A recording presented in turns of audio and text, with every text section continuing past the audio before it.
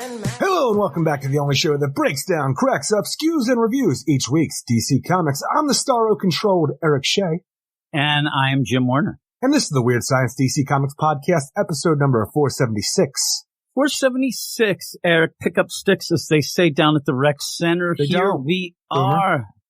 Yeah, really. I guess they don't. They still run around with the hoop and the stick. Is that what they do? Stay away from children. The kids still going after that hula hoop in between stuffing themselves into the, phone booth.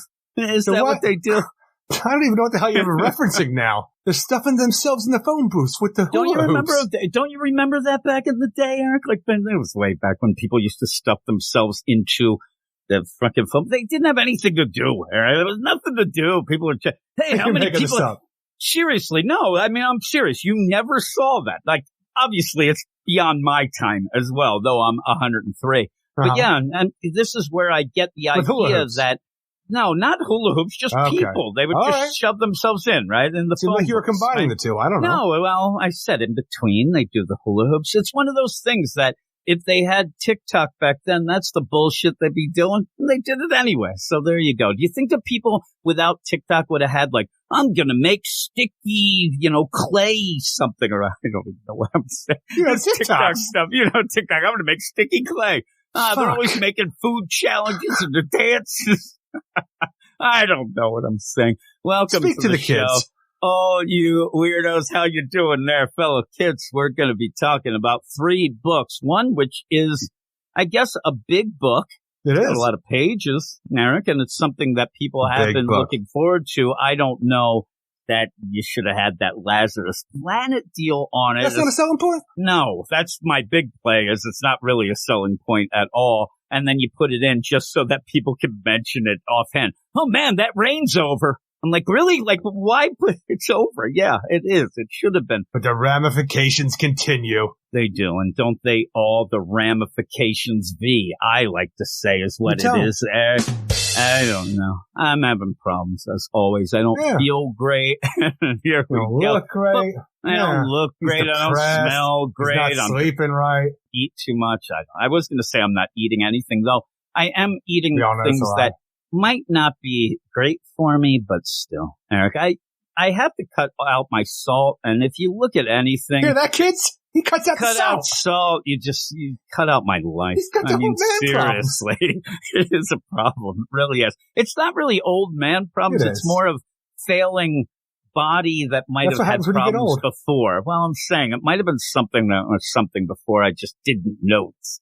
When I was a young fella, I didn't notice it. Now I do. Oh, my. But here we are. Like I said, we have 3 books. Not a lot of books this week for us to talk about. We'll try to have fun with those and all the weirdos. And as we say, Eric, I know this is a phrase you like to say all the time. We're here to recommend the books that we think people will like and to go through and explain the ones that maybe you want to leave alone, and we'll do that for you. I got you. Break down, crack up, skew, and review. I got you. Exactly. I like to have my own spin on things. But one of the things that we do is we have a website, Eric, WeirdScienceDCComics.com, where we end up having written reviews for a bunch of the books that we'll talk about tonight. You can go and check out Gabe's Sus reviews over there. Then, he has a different opinion than us on a lot of the books, right? They're sassy and sussy, as I like to say. One time I was delivering stuff for my old job, and I went by what was a strip club, and it said, our girls are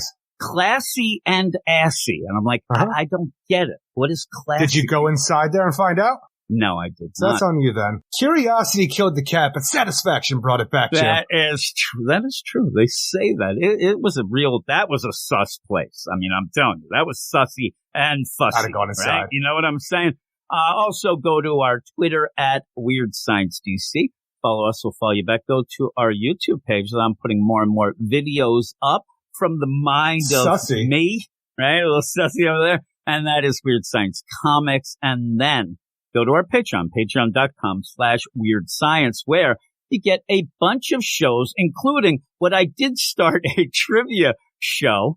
I started out with Superman because I thought that was pretty cool. Yeah, Superman, come on. Right? It makes sense. And everybody complained that it was too hard. I think people enjoyed it. I said that basically I know it's the GFC that's doing it. I didn't know that was the Get Fresh casuals. I'm sorry, Eric, but that's what it seemed, right? But yeah, they ended up throwing shade at me. Everybody thought that it was too hard. Stork, Matt Razor, they're all like, oh my God, this was too hard. But all in all, I didn't have that much fun researching the things. It took me forever, Eric. I was very depressed when I saw that people didn't like it. If you were actually doing a quiz like this, not like making one, but taking one, you would actually be still pissed off because you'd have to research all the answers. So you got everything right and say, oh, it's easy. I said, since I was doing it, nobody was on the show with me. It was, play at home. I said, afterwards, let me know how many you got right.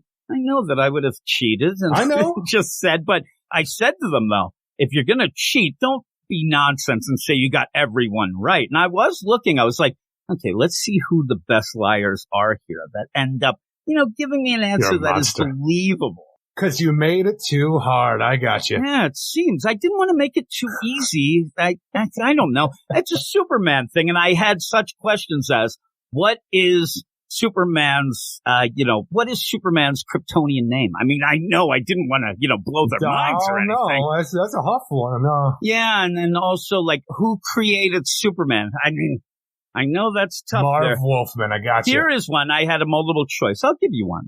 What was the first newspaper Clark Kent worked for? The Daily Star. That is wrong, Eric. Oh, See, no. That's why they were mad at me. It was the Cleveland Evening News, and that was only mentioned in Action Comics number 2. Oh, no, okay. It was Action Comics number 2. It just morphed into the Daily Star, the Daily Planet. Here's the thing. If people are going to throw shade at me, which they do with this, I don't know it was too hard. I might have had too many trick questions. That was my deal. A lot of trick questions like this one, Eric. I'm going to give you this one. Okay. When Brainiac debuted in Action Comics 242 in July of 1958, he was an alien who had come to Earth to bottle cities to replenish his home world of, and then you fill in the blank. Oh, no, it's home world of. Okay, you got multiple choices, you said? No. Oh, God. Clue was all I got for Brainiac's home world. And I knew, but at first it was called Bryac. It ended up changing. So maybe these were nonsense. Well, Jim, I don't live in Earth 2. I live in Prime Earth right now, so I don't know what the hell you're dealing with your nonsensical multiversal questions. He showed up with his sidekick, Coco, and I just said, what was Coco? Coco was a white alien monkey. I would have given you that, Eric. I would have given you Coco, good gorilla. Amy. Coco loves good kitty. Amy, bullshit. They got mad. They didn't like it, Eric. And Eric, what does gold kryptonite do? Gold kryptonite takes away your powers completely. Exactly. You did it. I know you. That's the thing. I will apologize to the Get Fresh crew. I think maybe I thought everybody had the knowledge of an Eric Shea. I'm used to Eric. Apparently I don't know newspapers of Brainiac's original homeworld. This is the thing. I thought, and why I kind of like some quizzes like that. Yeah, it drives me nuts if I don't get everything right. But then you learn a little bit of trivia for your dinner party. I got you now. Brainiac came from the planet Brian. Yeah, Brian. It was with the ape. Gotcha. With good ape Amy. But yeah, you could go over to the Patreon, patreon.com/Weird Science. And one of the big things that we do besides. He had himself a little Greek. Yell at me about this quiz show. I thought it was going to be such a surprise to everybody. But one of the things we do that may not be a surprise because we do it every Thursday night is our DC Comics Badass Patreon Spotlight episode where we talk 2 books picked by the badasses of the Get Fresh crew. And they picked Harley Screws Up the DCU #1 and the Justice Society of America #3. So if you're wondering why we aren't talking about those tonight, it's because we already did. They're over at the Patreon. You join up at patreon.com/Weird Science and get that every week. I'm really sorry, too, because at the end of the last podcast, I really tried to get the badasses to go and pick the Bat books and put them on the Patreon so we could spread out and have a lot of different kind of books. But they looked at me and said, fuck you, we're taking what we want. I'm like, hey, you do what you do. Well, they looked at me and said, you know what? I think Jim has a good idea. Isn't that what I picked? No. I think I picked every book. That's a deal. That's how you play the game, Eric. But yeah, with that, I was looking forward to the Harley Screws Up, the DCU #1. It's the Harley kind of deal, the Connor Coney Island stuff that I liked. Maybe don't need to go back to it after I read that. But the Justice Society of America #3, a book that we're worried about the whole deal of it delays and things, and also it's taking a while to get started. But I do think after this issue, once we get back to it, we'll have a good time, especially when it folds in the Stargirl stuff. I'm looking forward to that stuff. Gonna have a good time. Saying that as well, Eric, over on the YouTube, right? Weird Science Comics. Look up that, as I said. But we already mentioned them, and here is their roll call, Eric. It is the badasses of the Get Fresh crew. Michael Jordan, Eric K., Jeffrey Greek, Stephen Bat-Dad Mitchell, The Annihilator, Ted Probst, I Love Punchline, who we'll hear from in just a little bit, Stork, Michael S., Cam, Matt Razor, D-Man 3000, Francisco L. Rock III, Neil T. Wart, David Fink, Stephen Baum, Jason Colby, Sue42 to you and me, Michael G., Ken Halleck, Comic Boom Rocky. What's wrong with you? Anita Hardcock. Anita Hardcock. I mean, sometimes you do get lonely, Eric. I don't know. Sometimes you got a softball these so Jim can get it. Is it one of those Anita or is it I wanna? I don't know. Ivana. That classic first name, I wanna. I meant to say Ivana. I blew it. I had such a good joke on the fly, Eric. I blew it, as always. I was even going to say, we're off to Russia man. for Ivana. Poor Mark Jager has to come after you. Freaking nonsense. Ruben, Carlos, No Wolf Marv, Matthew Rapier, Luke Hollywood, Simon, Luis, Manship, Andrew Belfast, Swati. See what you do. This is what happens. I think you just like to have that whole thing go over again. What episode are we at? 476. Hey, Josh Vermillion, my man Pete from NYC, Batman Beyond, Mark, Brandy, Murray B. Mira up there in Buffalo. Didn't snow that much in Buffalo this winter, and people are losing their minds. Says Double A-Ron in Minnesota. I'm doxing his ass, and Double A-Ron, it probably snowed a bit up in Minnesota. If it didn't, I mean, seriously. Hashtag Greta's right. I mean, here in the Philadelphia area, did we have winter, Eric? I couldn't even tell. But all-time shout-out to all-time greats, Rob, Lewis, and Reggie. And, yeah, that is the deal. Now, I do have a song, and I still have to decide if I'm going to put it up or whatnot. But after Anita Hardcock, why not, Eric? But by the end of this section, we'll probably play that song. I just changed that name for next week. Wait till you get what next week is. I think I had to really make sure that you could get this one right. But, that was a softball. Thank you. Thank you very much. Oh, my goodness. Wait till next week. Speaking of next week, I do want to point out that at points I was lobbying for next week to have a Patreon-only show. It is a 5th week of the month. It doesn't make sense. I'm telling you, I sat here, and it makes sense, but I thought, this is the weirdest thing when you think about the idea that there's a 5th week of books, but not for DC on Tuesday, but Wednesday there is. And I'm like, how does this math work? And I'm like, it's like calendars, but then abacus and stuff. But why I was suggesting it, and you said no, and why I'm bringing this up is we're being nice, and we're not going to do that. And you can't say how low you go there. But when we ended up having 5 weeks of just DC stuff, I would pull the Marvel show. Look, I don't know what happens over there. I can't deal with that. Yeah, really. So, but we're going to have the regular show, and hopefully, I think there are more books next week. But with all of that said and done, we'll go off to a little song, and we're going to go back old school. We're going to start the whole deal with the mail. What you got now? Get your postcards, birthday cards, eBay or slot cards. I get it while it's hot now. If a letter makes you wetter, then a better ready, better it's me. It is time for the mail. How you doing, Dixie Normus? My name was Iwana. Yeah, I wanna go to bed. It's my name. Hey, everybody, I want to go to bed right here. We all want you to as well. Maybe. What is it? Pile up on me day? Is this one person? Is that what it is? It's a pile up on me day. And everybody giving me crap. But here we are. We got Who's everybody? Everybody about that quiz and stuff. And this person yelling about that thing. People giving me crap on the YouTubes and the stuffs. Look, Jimmy's very sensitive. You gotta praise him and keep every opinion you have to yourself. These tough Gen Xers, they just can't take it. That is true, Eric. I end up, I'll just tell you the insanity, Eric. And I don't mean that workout tape with Sean T. Right? You know what I'm saying, Eric? Insanity. Sadly, I do. He copied all of those from me. Yeah, I did. They were pretty good. They were tough, though. I remember at one point my buddy Jay came over and I was in the middle of doing it. He's like, I've never seen somebody sweating that much. And I said, thank you. Wait till you see Eric very much. Yes, really. You ended up not being able to really do it because you didn't want to cause a lot of... It's a lot of jumping around, and I live on the 3rd floor, and I'm like, I can't do that to my neighbors. I'm telling you, I'm doing that, and if ever, it's the classic, workout field. The problem is you're struggling, and it's obviously it doesn't change. So you kind of get these things that I'm like, this is where it comes up where I get pissed off that he tells me to do it harder, or he's talking to this person or that person. I'm like, Sean T, I want to punch you in the face. I was getting so mad at that Sean T. And I was so mad that he was trying to get me in shape. But all of that, I end up where I don't even know what I was saying. Oh, the insanity of it. I end up being on the Thinking Critical Comics Aficionado show a lot on Saturday morning. And when we're done, there's some live chat and things. But afterwards, you have people who watch it then later and they comment. And I scour the comments to make sure nobody's throwing shade at me. And then if they do, I get angry, Eric. And then I throw it back at them.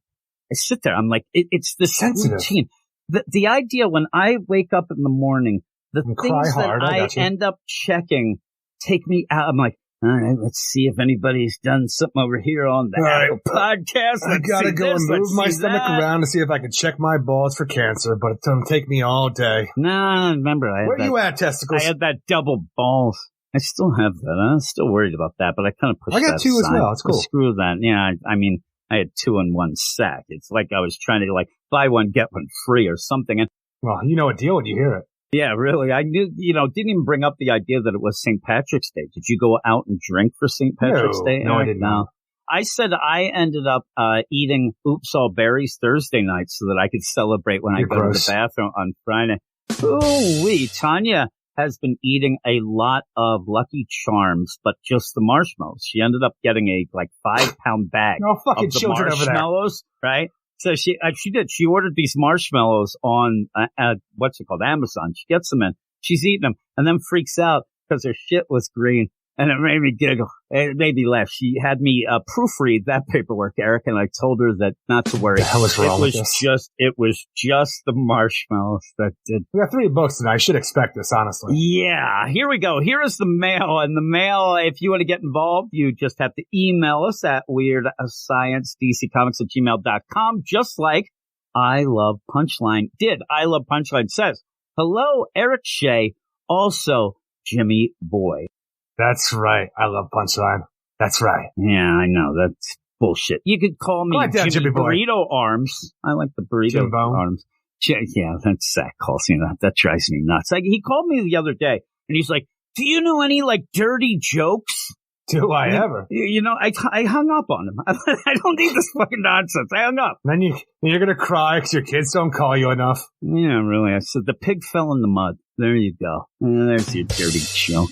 I'm going to go ahead and rip off Luis with one of my questions of the week. How would you guys rank the following writers in terms of your personal enjoyment of their stories? I'll list the writers here, and you can give me your rankings. We'll go what is your first top, whatever. Tom King, Matthew Rosenberg, Brian Michael Bendis, Ram V, Clunrad, or Mariko Tamaki. This is like a Sophie's I just don't understand how you'd want to dive into a freaking dumpster and figure out what the best thing to eat is. I know. Well, that's what it is. Well, first off, you look for the things that are wrapped first, obviously, Eric. But yeah, I actually in this, I actually put Tom Matthew King Rosenberg. First. I put Tom King first on this. I put Matty Rosie. We end up. He's my last. I'll tell you that. Yeah, Vendettas will do that. It drives me nuts. The idea that other writer in here. At least though, Tom King, we sit there and we get something to talk about. We can have fun, poking fun and things like that. But Matthew Rosenberg is just nothing. He's a nothing writer. Second, who would you have in that list? Who do you like in that list? Who do I like the best? You like Ram V more than me. You like I do enjoy Ram V. That's the thing. Maybe Ram V is second choice on there. He's third for me. Second, I actually have Bendis. And I'm telling you, this is the thing. Your lists are wrong. No, he just said, I mean, I'm reading right now. Wrong. I'm reading Secret Invasion. Yeah, it's older, but it's still Bendis, and I'm having a ball with it. It's really good. So I could at least go back and read, say, a Tom King on Grayson. I could read a Brian Michael Bendis Secret Invasion. I don't really like. I want you to go back and reread Tom King on Grayson, because I don't think it's as good as you remember it. No, well, I actually was talking about it today, and I think, and I laughed at one point and told you when this happened, when Tim Seeley ended up saying, listen, I had to reel Tommy Boy in. He wanted to do some wacky things, and I think that was the secret sauce. The two of them working on it together kind of balanced things out. But yeah, I said, it probably has the tropes we don't like. And now, like, we love that singing deal, but then that kept going and probably drive me nuts now. Some people were bringing up the idea of Omega Men being great, and I'm like, Eric, didn't care for it like that at all. I liked the first, 4 or 5 issues, and then when it went away, and actually, to prove the deal of this, I ended up being one of the ones who was very vocal on Twitter that should continue, and then it did, and now I wish what the hell. But it fell apart then, but I did like Grayson's, right? You like that? Yeah, but I have Brian Michael Bendis second. I have Ram V third. Tom King third for me. Okay. And then fourth, I have Clunrad. And I'll give you Clunrad. The idea, they don't know continuity worth a shit. But I don't mind them as much at points because I don't think they're trying to ruin the character. You think other people are trying to ruin the character? Well, yeah, I think that a lot. Like a Tom King, even though I'm first, I think he goes in to change things. I mean, you didn't read much of that. Secret spies from Marvel coming in just to destroy. Strange Adventures, you weren't, going through the whole deal. But at one point, you had Mr. Terrific legitimately say, I'm glad that my wife and kid died. That's ruining the character. Not even that. I'm thinking about Guy Gardner, too, in that Human Target one as well. So I'm taking Tom King off my number 3, and I think I will put it's tough, though. I still Bendis third. So with that, though, Clunrad, I just don't – they're not great writers, but I don't think they have ill intent. Still think I'd put Mariko Tamaki over them. Really? Mariko Tamaki, I think I would. Again, tries me – they're very similar. I mean, here's the deal. To me, Clunrad – is like the lesser of Teenie Howard, who's the lesser of Mariko Tamaki, you go down the line. I mean, a lot of them are just nothing, but you end up where Mariko Tamaki, I have number 5, and I have Matthew Rosenberg, number 6. Drives me nuts. Do you have anybody else in there? No, it's Clunrad, Mariko Tamaki, Rosenberg, Brian Michael Bendis, Tom King, Ram V. Okay, so let's see. Matthew Rosenberg, Ram V.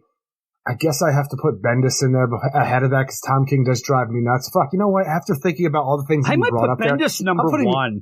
I'm putting Mariko Tamaki above Tom King, then Tom King, then the Clunrads. Okay. Fuck it, you know what? I'd still rather read the Clunrads. Tom King's at the bottom. Yeah. Maybe. No, I was going to say, maybe I went 6th of now.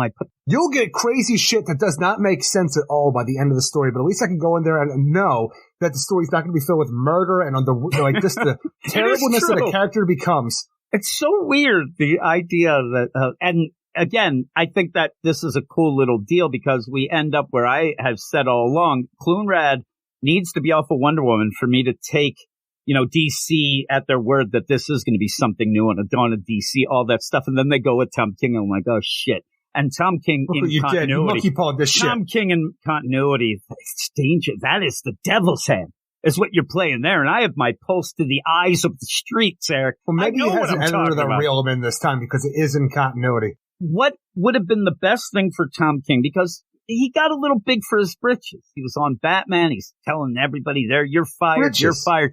Maybe I didn't see it happening, but maybe he's listening to people and maybe they can reel him in. Maybe they did say, hey, listen, if you're going to be in regular continuity, you can't do your bullshit. And people forget the idea that Strange Adventures was going to be full out in continuity and then got yanked to the Black Label because they read the script and thought, oh my God. Also, just as an aside, I know this person won't be listening, but I got in a fight with somebody on Reddit last night, Eric. And well, I hate the idea of, going back and changing, retroactively changing things that happen or whatnot. This guy's saying that, there were press conferences where they came out and Tom King announced that he wanted to leave the Batman book because he wanted nothing to do with 5G and he made a stance and he did that. Yeah. I'm like, what the hell are you talking about? He got kicked off. I love rewriting history. Yeah, I'm like, what? Especially in my favor. Then the guy's like, no, because Tom King actually did say this. Oh, on my girlfriends, ex-girlfriends? I broke up with them. You'd never know that, though, because I never decided to tell you. You broke up with Cindy Crawford, did you? Yeah. That's a my hot supermodel girlfriend. Cindy Crawford. She couldn't hold on to this. Yeah, really. You were Dixie Normus. Holy shit. But yeah, that I get in arguments with people all the time, and saying vendetta and whatnot, but I don't think that Tom King or Ram V are necessarily horrible writers. I think that they are kind of bad comic book writers, especially in, the idea of having superhero stuff. Mariko Tamaki as well, not a real good superhero writer, but I don't know that she's a horrible writer. It's just, that's the problem. You're writing comics. That's what I think with Megan Fitzmartin. And recently, or yesterday, we found out that the Tim Drake book is canceled. I think that she just has not gotten the concept of how to write a comic well, setting up characters and things like that. That's the problem. And hopefully with the news that Batgirls and Tim Drake are both canceled, that means that they'll try to get some people who at least know the character. You hear that, DC? The new sheriff in town. I don't trust them. Yeah, really. I'm telling you. Rootin' tootin', boo, boo. Just the idea that they have Leah Williams on that freaking Power Girl deal shows me they don't. Stop de-aging the heroes and make them their age that they should be and actually make them reflect the age that they should be in the dialogue and the situations they find themselves in. And especially with Clunrads on but again, I don't think that they necessarily were trying any harm to the Batgirls. They just don't know what they're doing. And, that's their fault, but it's also everybody else around, including the editors. But he continues on. I asked the part because of the less than stellar reaction I saw in response to the news that Tom King is taking over Wonder Woman. Now, I understand many have problems with Mr. King, and I'm not saying they aren't justified. He can be overly self-indulgent, inserts himself and his personal issues into characters he's writing, and has mysteries seldom pay off. And yet, I still find even his worst stories way more enjoyable to read than the schlock we've been getting on Batgirls and Wonder Woman. This is what I'm talking about, right? Remember at that one point when I ended up, and I think that I was one of the first. I make be the first. When I ended up saying, and it felt like it was an epiphany. Holy crap, Tom King is writing himself as Batman. Batman is Tom King. And people were giving me shit. I ended up tweeting it out, and I was getting shit from people. And now everybody and their cousin are saying it. I'm like, damn. I don't know if that's true, if he was just writing his wife as Catwoman. Well, he said that. And then by the end, I'm like, what did she do to you, Tom? What did she do? But yeah, here's, especially when we get into the Bat-Cat book. Holy crap. I think that marriage is having issues. Perhaps I'm just arguing semantics and saying that one turd is much shinier than the other turd. You know what a shiny turd is, Eric? It's a turd. But I am genuinely looking forward to something different on Wonder Woman, which, in my opinion, has been stagnant ever since Rucka left. And I think King might be the one. So long ago, it's crazy. Right now. A lot of people, and I ended up talking a bit about, Tom King and Wonder Woman. I'll push the YouTube deal. And there were people, I don't know where they came from, Eric, but they were defending the Clunrad Wonder Woman. And I just said, it just is a nothing book. That's the problem. So what I love Punchline, at least you're going to get people talking, whether it's good or bad. Oh my God, Tom King. But I think you will get people checking it out, but it better be good to maintain them. And I don't know that Tom King could even write a ongoing series anymore. We'll see once we get past that magical 12th issue, if he's going to be able to do it, because he hasn't really done that much lately. And everything's ambiguous endings and nonsense. He's up his own ass for sure. Don't talk about Eric like that. I doubt he'll have a good voice for Diana. I ended up, remember when he had that it sounded like she was Russian dialogue. Oh, yeah, it was terrible. Oh, it was the best. You and your weapons, use men. I'm like, oh, I wanna go downtown. But it's nothing else. That's a weird last name. It really is. It's from the long lines of downtown. I think it's going to be very funny. That's what I end up saying. And I do have to point out it's a book that we're going to have to talk about. We can't skip out on the Wonder Womans. I usually always find something to laugh at with this stuff, whether it be unintentional or not. But then again, I also have an irrational and unexplainable love for Punchline. True, but everybody has their character and the dark multiverse there. The hell is look? We found one fan. I will give you Punchline. It's fine. She's an interesting character. She could be even great in the DCU. The Dark Multiverse. What the fuck are you doing with your life? It is funny because you do like Punchline. I mean, it's not anything that's even a joke. You do like her. I don't mind her. I just need better stories with her. I get mad every time we get that book because I feel like they're not giving us enough. But we'll see. Old Teeny Howard. I do think that you're going to be surprised when we get to the next Catwoman book, is what I heard. But then again, he says, I may be completely mad. Anyway, I'd love to hear what you two think. Stay weird. And as always, wish Gabriel Hernandez a good morning from me. And I love Punchline. So there you go. I wish Gabe good morning, Gabe. a good morning. That actually, and what this is, if you are in the Patreon, you go on the Slack, this whole deal. And I love Punchline always wishes Gabe a good morning before they go to bed.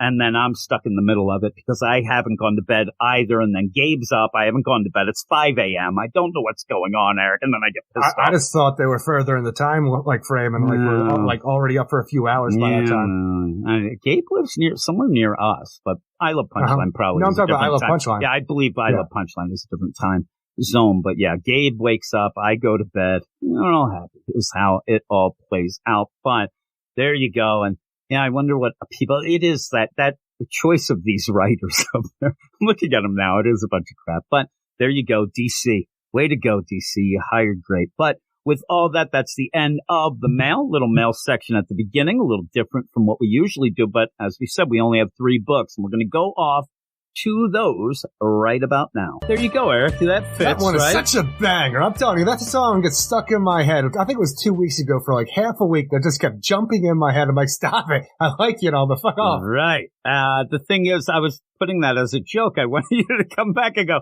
that doesn't make sense for these books.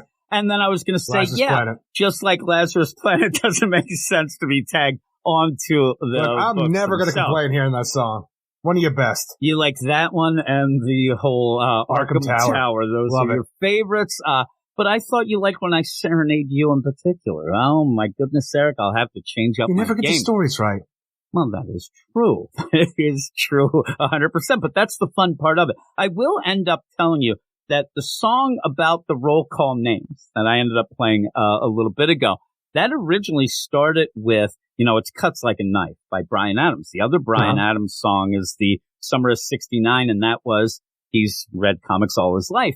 And I ended up where I was going to do Cuts Like a Knife. It was going to be read comics all his life and continue a Bryan Adams theme of that. But then I changed up at the last second. Maybe I'll go and do that other one as well, Eric, because I like serenading you. And boy, look, I liked what I liked. So what I don't had try to change planned this. For you, though, I ended up, it was so off in any sort of Eric Shea continuity just to drive you nuts. Now, with that, there is a book that we're going to have coming up in a little bit that may not skew continuity, but certainly has a character in it that I have no idea who they think they're writing. But we're going to start out with the big deal. The DC Universe Lazarus Planet continues, Eric.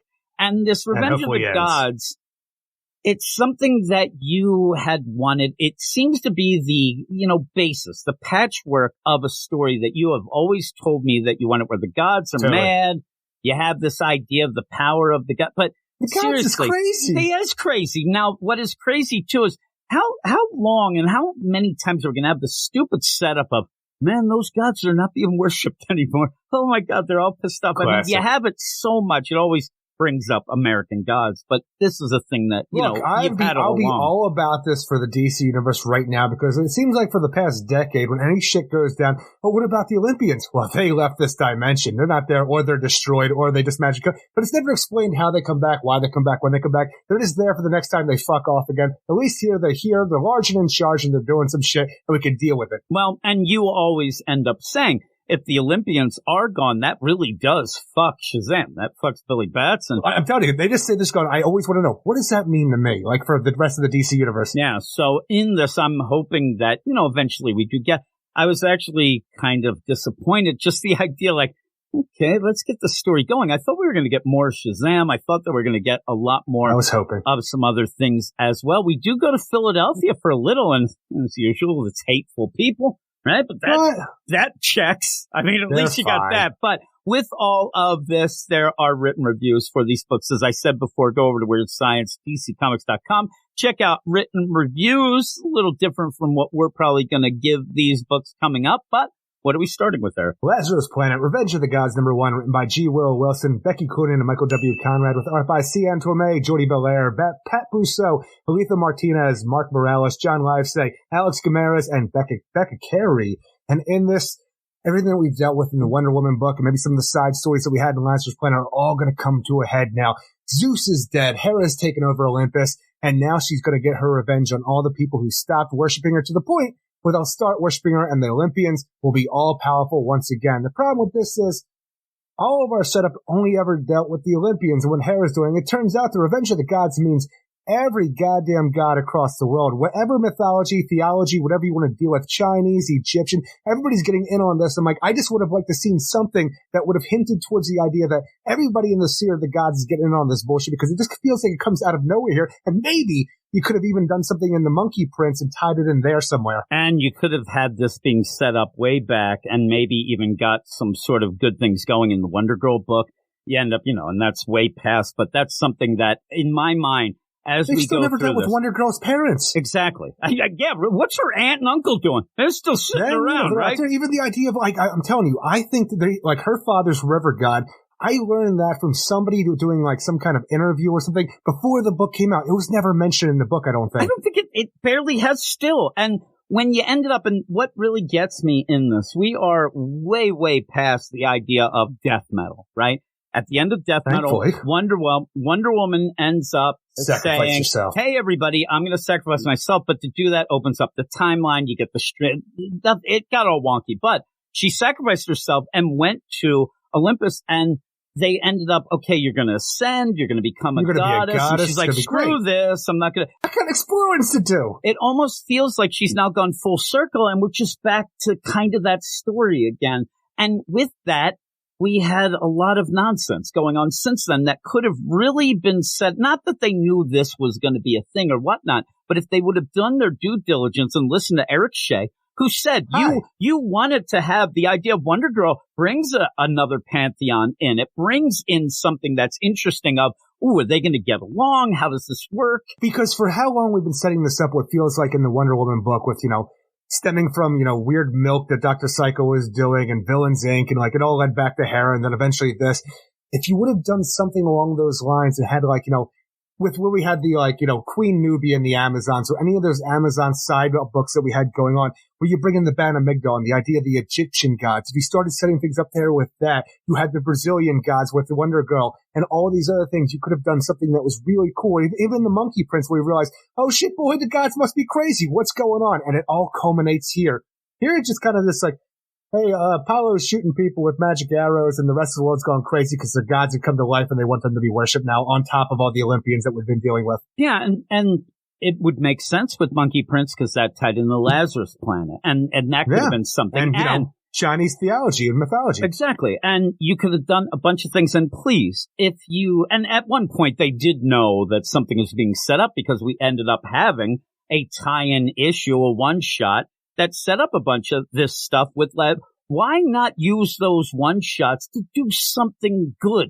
Not just, hey, we're going to have these side little stories. We're going to end up, we'll set up this character here. We'll do that there. Boy. Exactly. I ended up just seeing that. I was looking at the deal. So instead of setting up those things, why couldn't you have just a full out issue, maybe done just by G. Willow Wilson and the Clunrads, that ended up, getting what happens. Lazarus Planet happens. What are the Egyptian gods up to, right? What are the Norse gods? All these things. But yet when you get to this, it really feels like something that we've been begging for, but not in this way. It almost feels like it's just like, hey, they listened to us, but didn't go and do any of the legwork. It already felt big with the Olympians, but when you bring everything else in there with no legwork to work it, it's like, all right, this is going on. I have no idea how we're going to stop any of this because majorly it seems like we're just going to be dealing with the Olympians. And even the idea of opening up this world and saying all the gods from the sphere of the gods really getting in on this with Sekhmet in Egypt. And then you have Icelandic gods. How are we going to have time for all that when we have so much story to deal with within the Wonder Woman concept into mythology, and even bringing Shazam in here, who the basis of most of his pantheons are, Greek as well.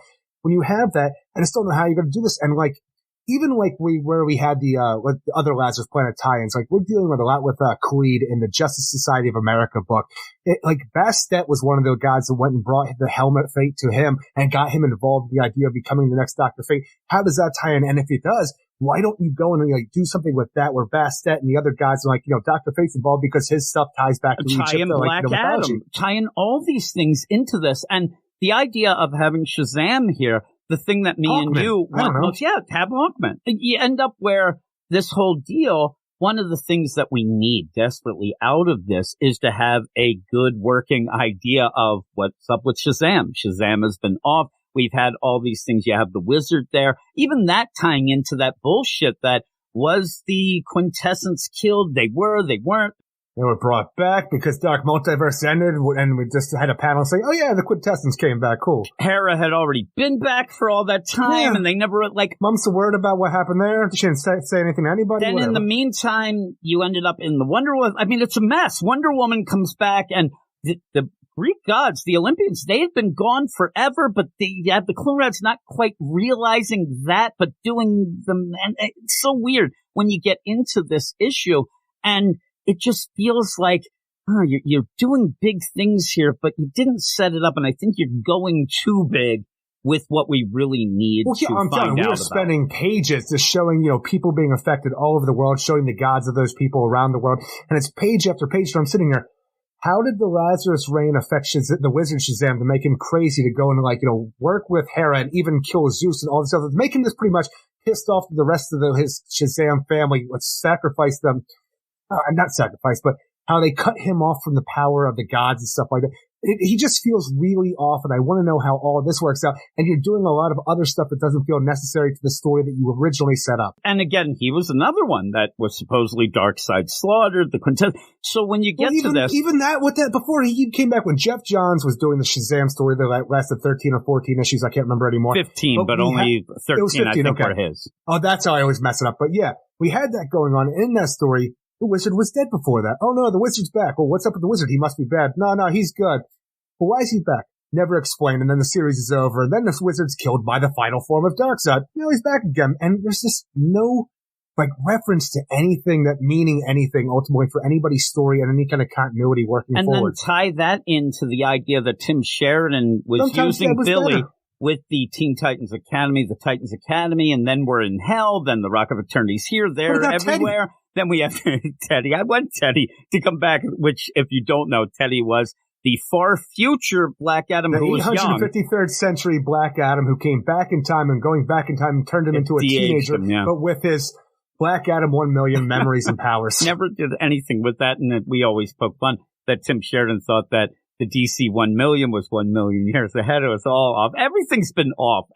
But with all of that, too, then we end up having, the new champion of Shazam with Mary, all these things. The Shazam. That still works for me. I'm okay with that. I don't mind, but I'm saying overall, when you look at each piece, they do not fit. You need to do some work here to at least get us out of this with Shazam doing something. And I get the idea they're just going to be like, oh man, what's up there, Wizard? Ooh, I was a little kooky there. Everything's back to normal. But in this, with the death of Zeus, which we know gods die, they do come back. We were wondering if he's going to come back as baby Zeke again. But what does this do to Shazam? How is Shazam, getting already wacky anyway? I mean, it's all over. Billy will yell Shazam, his magic word, he'll get his powers, but does he have the power of Zeus anymore? And even with the idea... Why didn't you get that in this issue, right? Why didn't you try have the to magic do word, this? though? The magic word itself, I always kind of consider almost a catalyst is the power of Zeus itself, because you have the lightning bolt that comes down and transforms him, and the idea of the electricity in the lightning bolt, I always kind of took as the power of Zeus aspect of his powers. Well, it'd be cool to see how they play it out. Can you not transform now? I don't know. And I would like it. It's like you have something and hey, I don't know how you would do this, but the idea that he needs to be smart, but oh my God, Solomon, he must be dead now too, or you could play some things with this. You can. But the thing is, I want to say you can play this because I would desperately want to play it, because even when we had the Darkseid War at the end of the New 52, when he was cut off from his gods, and And the wizard then had to go and find new gods for him to have powers to fight this threat and stuff like that. It was an amazing idea. But even through the rebirth on, every time we've dealt with Shazam, even with the Batman Who Laughs, who infected Shazam where he became King Shazam, he was going around and killing the champions that gave him his power. And we never had any ramifications of that either. So are there any ramifications to anything that happens with the powers of Shazam anymore? I don't know. And it could be one of those where, the powers they get, and maybe you get some, little scheming going on with some other pantheons or whatever, and they could even slip in, hey, how about this? How about you use me? How about we do this? And maybe they would team up against the wizard. I don't know how it all would work or how they do it, but in this, I don't know. We started out, and I needed something big to say, all right, this is what we wanted. This is what we've been waiting for. And like the Wonder Woman book in general, and even the Trial of the Amazons, every time I read something like this, it ends up kind of like, we didn't really do much. And it's not that, it feels like it should be big, but it ends up not being as big as it should be, either because it wasn't set up well, or you kind of meander. By the time we get done, this first story, the G. Willow Wilson part, which is the bit, we didn't really do much, because like you said, we're spending a lot of time going to Philadelphia, and you end up having these two. All of a sudden, this lady, she's controlled, and she starts yelling at her people friend. With arrows, and it's giving them insight to things, but it's also a curse.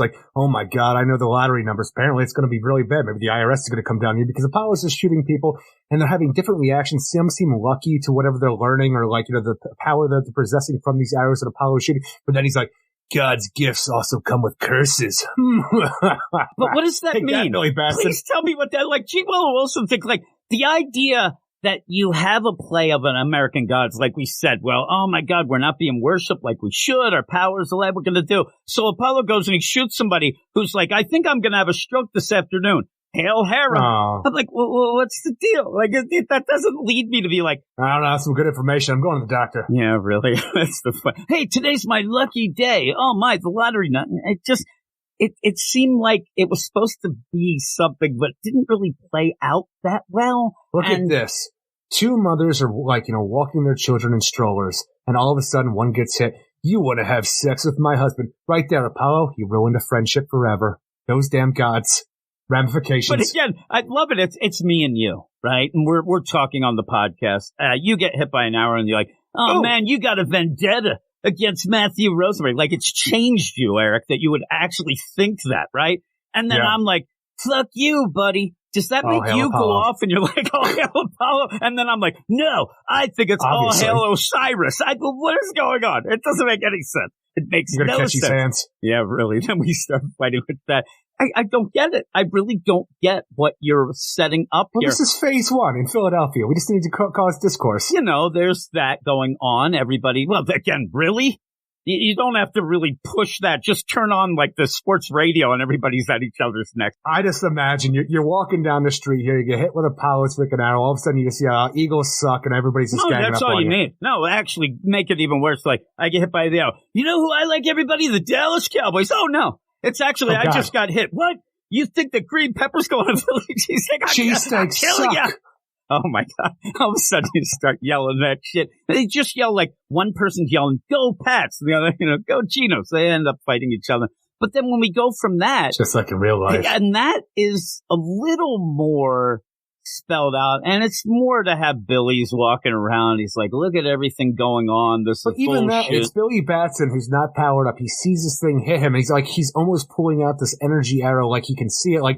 Well, for everybody else, I didn't get the idea that these things were manifested physically where they could see it. It was just something that was happening to them. But Billy, he's there, depowered, just because he hasn't powered up yet. And he sees that and he just kind of pulls it out. And I don't understand because this is all we really get with the Billy Batson part. Oh, boy. And then I'm like, all right. Holy moly. Yeah, it's just like Quantum Leap. He's like, bullshit. So you end up then where you go, and we're going to go, like you said, we go to Cairo. And but you get less and less from the next deal. And in that, oh no, the cats are attacked. That makes a little more sense. The idea, oh no, the cats, that means the god. But again, it just doesn't play out very well. Man's pissed. Yeah, and then you go, you go to Tokyo, there's a tsunami. I mean, we get that, right? And it was me, and the tsunami was coming, Eric. I think that if I was a god causing a tsunami, I would stop the tsunami and say, hey, everybody, look, it's me. Jimmy Boy, the burrito arms. I'm the god. And they'd be like, yeah, go, you're burrito doing arms. Revelation stuff. We need to have Old Testament kind of stuff going on here. You worship me or bad shit's going to happen. Yeah, but that's the weird thing. When you end up having Old Testament shit like that, people shit their pants and they start running and then you're just done. It felt like a weird play. You got to sacrifice about 1 million people, the rest will get on board. Then in Iceland, I'm telling you, when they were in Iceland, I'm like, what's going on? They want the ski doos? Is that what's going on? They're like, damn you and your ski doos and the caribou. And I'm like, I don't get it. I don't get what exactly is going on there. And then you go to Mount Olympus where, Hera's like, boy, this is pretty good. I want to, maybe drill a hole here. It could be a toilet. Hey, and then there's everybody check out my new ottoman, the dead body of Zeus. And even the idea, I never realized how comfortable this throne was. I'm like, it's carved out of stone. I don't see a single cushion on there. What the hell are you talking about? I'm telling you, she's probably got some hard butt cheeks, but still, I wouldn't like that. But then, again, it's like, you want something out of it. I'm waiting for something big, and it just ends up being kind of the same things that we've already had. Checkmate. And you're going to set things up anyway, thinking maybe people didn't read what little, tie-in and things leading into this, but there's not that much to go with. And yeah, you have Hera talking, I'm going to end up taking over everybody, and I hate this nonsense. And my husband was a cheating asshole, and I killed him, and then go off to Washington, D.C. with a meeting of checkmate. As more and more people, and I know this is just G. Willow Wilson, but the idea that Clone Rats have set up this checkmate nonsense, and then you go to that. I know that by now we should be used to it, and I kind of am. It still drives me nuts. And they're having a meeting of the minds. And you end up having, Yara Fleur, like, oh, great. She's like a stick in the mud, where they're saying we have to get all the people we can, all the heroes. We got to do this. All the heroes in the world cannot come together, take out all the gods. And I love the idea where Yara's like, great, we'll have world peace. That'll be easy. Listen, new girl, shut your fucking mouth is what I would have said, even though it feels weird Cheetah yelling too. I'm like, really? Wonder Woman, like in her regular run of her book, is just standing around letting everybody else guys, go. Look, I'm going to go to Mount Olympus, try to sort this shit out. If I'm not back in 2 days, call the cavalry, do what you got to do because war is coming to you, but I'm off. Peace out. And then you just get Yara Fleur saying, look, the gods are doing this right now because they need to be worshipped. If they're not worshipped, eventually they'll die. So that's why we're doing this right now. We have to have the belief through terror. Yeah. They say you want to get some sort of worship. They need emotions. That's the kind of a twist, but, and terror is an emotion. All right. Thanks, Yara. And then we go off to, I don't even know, the Goonies. Down here, it's our time. It's our time down here. What are you talking about? This is Stand By Me. They're walking around hoping to find a dead body. You guys want to go see a dead body? They end up, it's so Well, off. They say treasure, but it's Stand By Me. Don't know that G. Willow Wilson has been around like kids. These seem like little kids, and they're like, I think I want to get the treasures. First off, if it's you there with your buddies, like, hey. Boy, I want to get the treasures. Exactly. Like, hey, I'm going to go. Hey, what do you see? See anything? Oh, mud and weeds. Did you say weed? No. It'd be a lot cooler if you did. Get the hell over here. We got some weed here. But they're going down and like, hey, we're going to find the treasures and the trinkets. Seriously, if they had City Boy, they'd be in luck, Eric. But even then, like, come on. There be monsters, and where there be monsters, there be treasure. Who is this asshole kid? He's driving me nuts. Look, the thing is, he's not wrong, because even the idea where you just had like, gods fighting here, you had a Titan who died in the river, whose body is still laying in the river. My ass is going out there to pry molars off, because you know how much freaking Titan molars are going to go in the black market? That would be kind of good, right? With that, though, I'm actually shocked that you just didn't have at least the one kid who got shot by Apollo with an arrow, and he's like, ooh, the trinkets and the treasures, and runs down there, and it's kind of a setup, but you don't have it. You just have Apollo's in Philadelphia. I know. Well, change it up. Or have somebody do something, but they're just there looking through the waters, and then a mysterious figure comes up. I might even call this guy a bit of a stranger, Eric, right? Stranger. Yeah, you do have a mysterious figure throughout this whole thing who seems to be, somebody's going to be in the background of the Revenge of the Gods who might be able to make it all make sense by the end and actually take the gods down. And you and I were talking before this. We were hoping and maybe thinking the idea that this is Wonder Woman's brother Jason, who we haven't seen in a long time, because right now he's trench coat clad. He's all cloaked up. We don't know who this guy is, but he does find Eros' severed golden hand from the fight that he had with Wonder Woman previously, or actually from Yara Fleur cutting it off. But it's pretty much this. We have the golden hand of a god. This will be able to turn the tides of the battle at some point. but not much really going on except for some intrigue of who's this mysterious cloaked figure. Yeah, and, you can really get the stranger. With that, also, you can, high-five people and stuff. It'd be awesome. But even these kids, I don't get it. The minute that this guy shows up and he's like, where great battles have been fought, many treasures may be lost. I'm like, let's get the fuck out of here. This guy is sus. Let's leave. I'm waiting for him to pull out lollipops, all that stuff, Eric. I don't need that. But guy's in a trench coat. Maybe kids are better now. I still got into the back of an ice cream truck just because they said they knew my dad. Well, that is true. I mean, hey, you got a golden hand guy? You know my dad? All of a sudden, you have this guy who starts spelling out zucchini. You are in. But even that, right. If I see him come in and he's reaching into this shit water, still looks Lazarus-y. It's just a river water. It looks like Lazarus-y. This shit's gone wrong. I need these kids to be something. I don't know. It just feels weird. Now they see the hand of a god. What else? Their life is done now. How are you going to get over that? Hey, when I was 8, I saw the hand of a god. What do I have left to look? Pretty cool story. Yeah, this is a pretty cool story. What were you doing? Well, I told my one buddy, here be monsters, so there be treasure. All right, there, pal. So poetic. All right, he's there with an eye patch. You're an inspiration, child. Yeah. And even then, when you say, I don't get it, a golden hand, and then he goes, not just any hand, my child, I am running. I'm actually Hello, my child. They just ended up having this play of, and it would be, I thought of me and you right away. They had to announce, listen, if you're at a park or, national park, whatnot, and a bear starts chasing you and you're faster than your buddy, don't throw your slow buddy off towards the bear. They actually came out and said this. And then I thought, why'd you have to tell me what to do? Why would you have to throw him? He's already too slow. He's going to get him. I'm telling you, if that's me and you, I'm grabbing you, throwing you into this mysterious guy and running.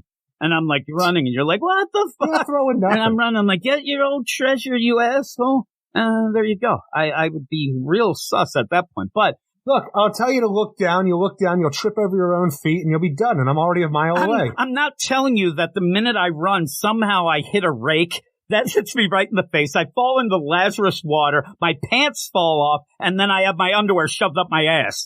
That's what would happen. Without your club foot, you are faster than me, okay? Let's just say that is the idea going on right now. But I also know that you are the master disaster, and you'll fuck up your own escape, and I'll still be able to get away. That is true. I would be, you're like the tortoise, Eric. You just have to wait, because I'm going to fuck something. I'm going to run. Wait for that asshole hair to do something. Also, just thinking about that fucking foot of mine, it'd be real problems. I'd start yelling, whoever you are, hooded stranger, you came at a really bad time for me. You came at a really bad time right now. I had a lot of salt today. I was at Pat's. 2 weeks ago, I was really good, but I ate this fucking spicy ramen. It kills me every time. And I would guess that Lazarus water, pretty salty. It would probably end up really fucking me up. So it's a river. It's not Lazarus water anymore. It's all green. I guess maybe it's the glow of the hand. Maybe, well, there you go. At least we're not in Cleveland. It'd be on fire. But with all of that, I don't even get that this is an area that kids would be fishing around for treasures or something like that, right? What are you talking about? There was just a god war there, and there's a titan laying in the river. Yeah, I wouldn't go near it, Eric. I'd stay away.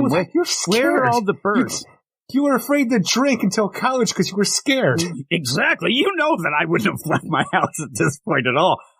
Yesterday, I was reading some books or stuff and doing stuff. All of a sudden, outside, I look at, there's a freaking seagulls all over outside my house. I'm like, what the hell is going on? Why aren't they there, Eric? Was there a tsunami? I don't know. The Potomac is really odd right now. But the whole play of this is a weird play where you just have these kids that, everything's there to set a scene. You have, and I know that that's something that you would have. I'm not saying you shouldn't set the scene, but two ladies arguing, you're going to sleep with my husband. Then the next scene ends up being, hey, let's be the treasure hunters, and then you end up, here we go, and everything ends with what should be big deal, but we have hooded figure with God hand yelling, this will turn the tide. I'm like, all right, what's going on? Tell me more, hooded stranger. Yeah, really, I do think that he is the hooded stranger. I really hope that it's Jason. I really do. That would be a really neat little He looks a little too menacing to be a Jason, but I'm hoping. It's weird. When you're doing this, I get that idea. Is it too on the money to think but is that too on the money, or is it just something that, all of a sudden it's Per Degaton coming to do some other shit off the JSA book. And it is the stranger. Holy well. So then you end up where you go to Wonder Woman, and she's going to head off and land on Olympus. and start to talk with Hera. And it then, because again, this is that play of what happened after Death Metal. She ended up showing up. Hey, we want you to ascend. No, bullshit. I'm not going to be involved. And then went off doing her thing. And then even going towards the Klunrad deal where she ends up in Valhalla, all that stuff. And it just, I don't know, it just felt, it should be big, but it didn't feel as big. And it's really Hera just reiterating everything that she has been saying. It is to a degree. You have Wonder Woman here who wants to stop Hera from her assault on Earth. And Hera's saying, look, we need to do this because the gods are going to die without it. And the thing is, the Amazons are tied to the gods. So if the gods die, the Amazons will die with us. And then Wonder Woman is like, but we are like the gods, but not the gods. That was the weirdest play, right? That line. It's a little thing here where ultimately Hera just wants Wonder Woman to coax. Like, it's either choose the Amazons or the world of men. It's up to you. And Wonder Woman has to choose the Amazons because fuck the world of men. I agree. These are her sisters. You have to help the gods, even though, you know, Hera just killed your daddy and he's laying there on the floor in front of you. Your mother's up here, but she's running an errand for Hera, which means she's just hanging out, getting pissed on by Hecate. I don't know what, like, Hippolyta's really up to in this whole idea, but the idea what we have going forward, the Revenge of the Gods, we know that Wonder Woman's going to be in this. We know that Shazam's going to be in this, are two heroes of the book. And I have to assume, for the way this is going to work out, like any other good I say good, but with quotations, good superhero team-up story, you have to have a misunderstanding. You have to have them fight before they ultimately team up to take the baddie down. And I have to assume, since Wonder Woman is going to join the side of the gods here and become ascended herself, because out of nowhere, oh yeah, Zeus used to make a big fuss and like, you know, about becoming gods, but I'm going to snap my fingers and now Wonder Woman's a goddess. So there you go. You have that. So I have to assume when Shazam finally does show up, it's going to be a situation. Wonder Woman, why are you doing this? We have to fight until we realize, hey, wait, we're on the same side. We can work together and that'll be where we are. It's weird. And I don't know how this is going to play out with Wonder Woman now that she's done it, but she completely knows this is a trick, but she has no other option. She wants to help the sisters. Maru. And with that, and he eats a lot of hot dogs, that guy. But even with that, though, I feel it's racist. It feels weird. I like Kobayashi. He's one of my favorites. But you end up where all of this going down. Why would you say that? So, you know, what I'm saying, it feels like there shouldn't be any sort of mishap. Like Wonder Woman knows that she's doing this to maybe, you know, hey, I'm going to do this and figure this out as we go. One of my biggest problems, though, is when we get to Hecate and Hippolyta. And it seems like the errand is just that Hippolyta is pushed away. And this is the problem I have, though. We ended up having, during the trial, the Amazons, all that stuff, and the Wonder Woman stuff in Nubia. You ended up having Hippolyta die and ascend. And we never got anything really from that. We never really saw She's doing politics stuff in Mount Olympus. That didn't even last that long. And you ended up, remember, the biggest play was, oh man, I'm Wonder Woman and I can't get a hold of my mom. Oh my goodness. I wish that you could have shown some things, because all in all, whether or not it was just Hippolyta's plan to do that to unite the tribes, but I would have liked to have seen something that she kind of guessed that something like this might happen, that she has her little plan, which may come out anyway.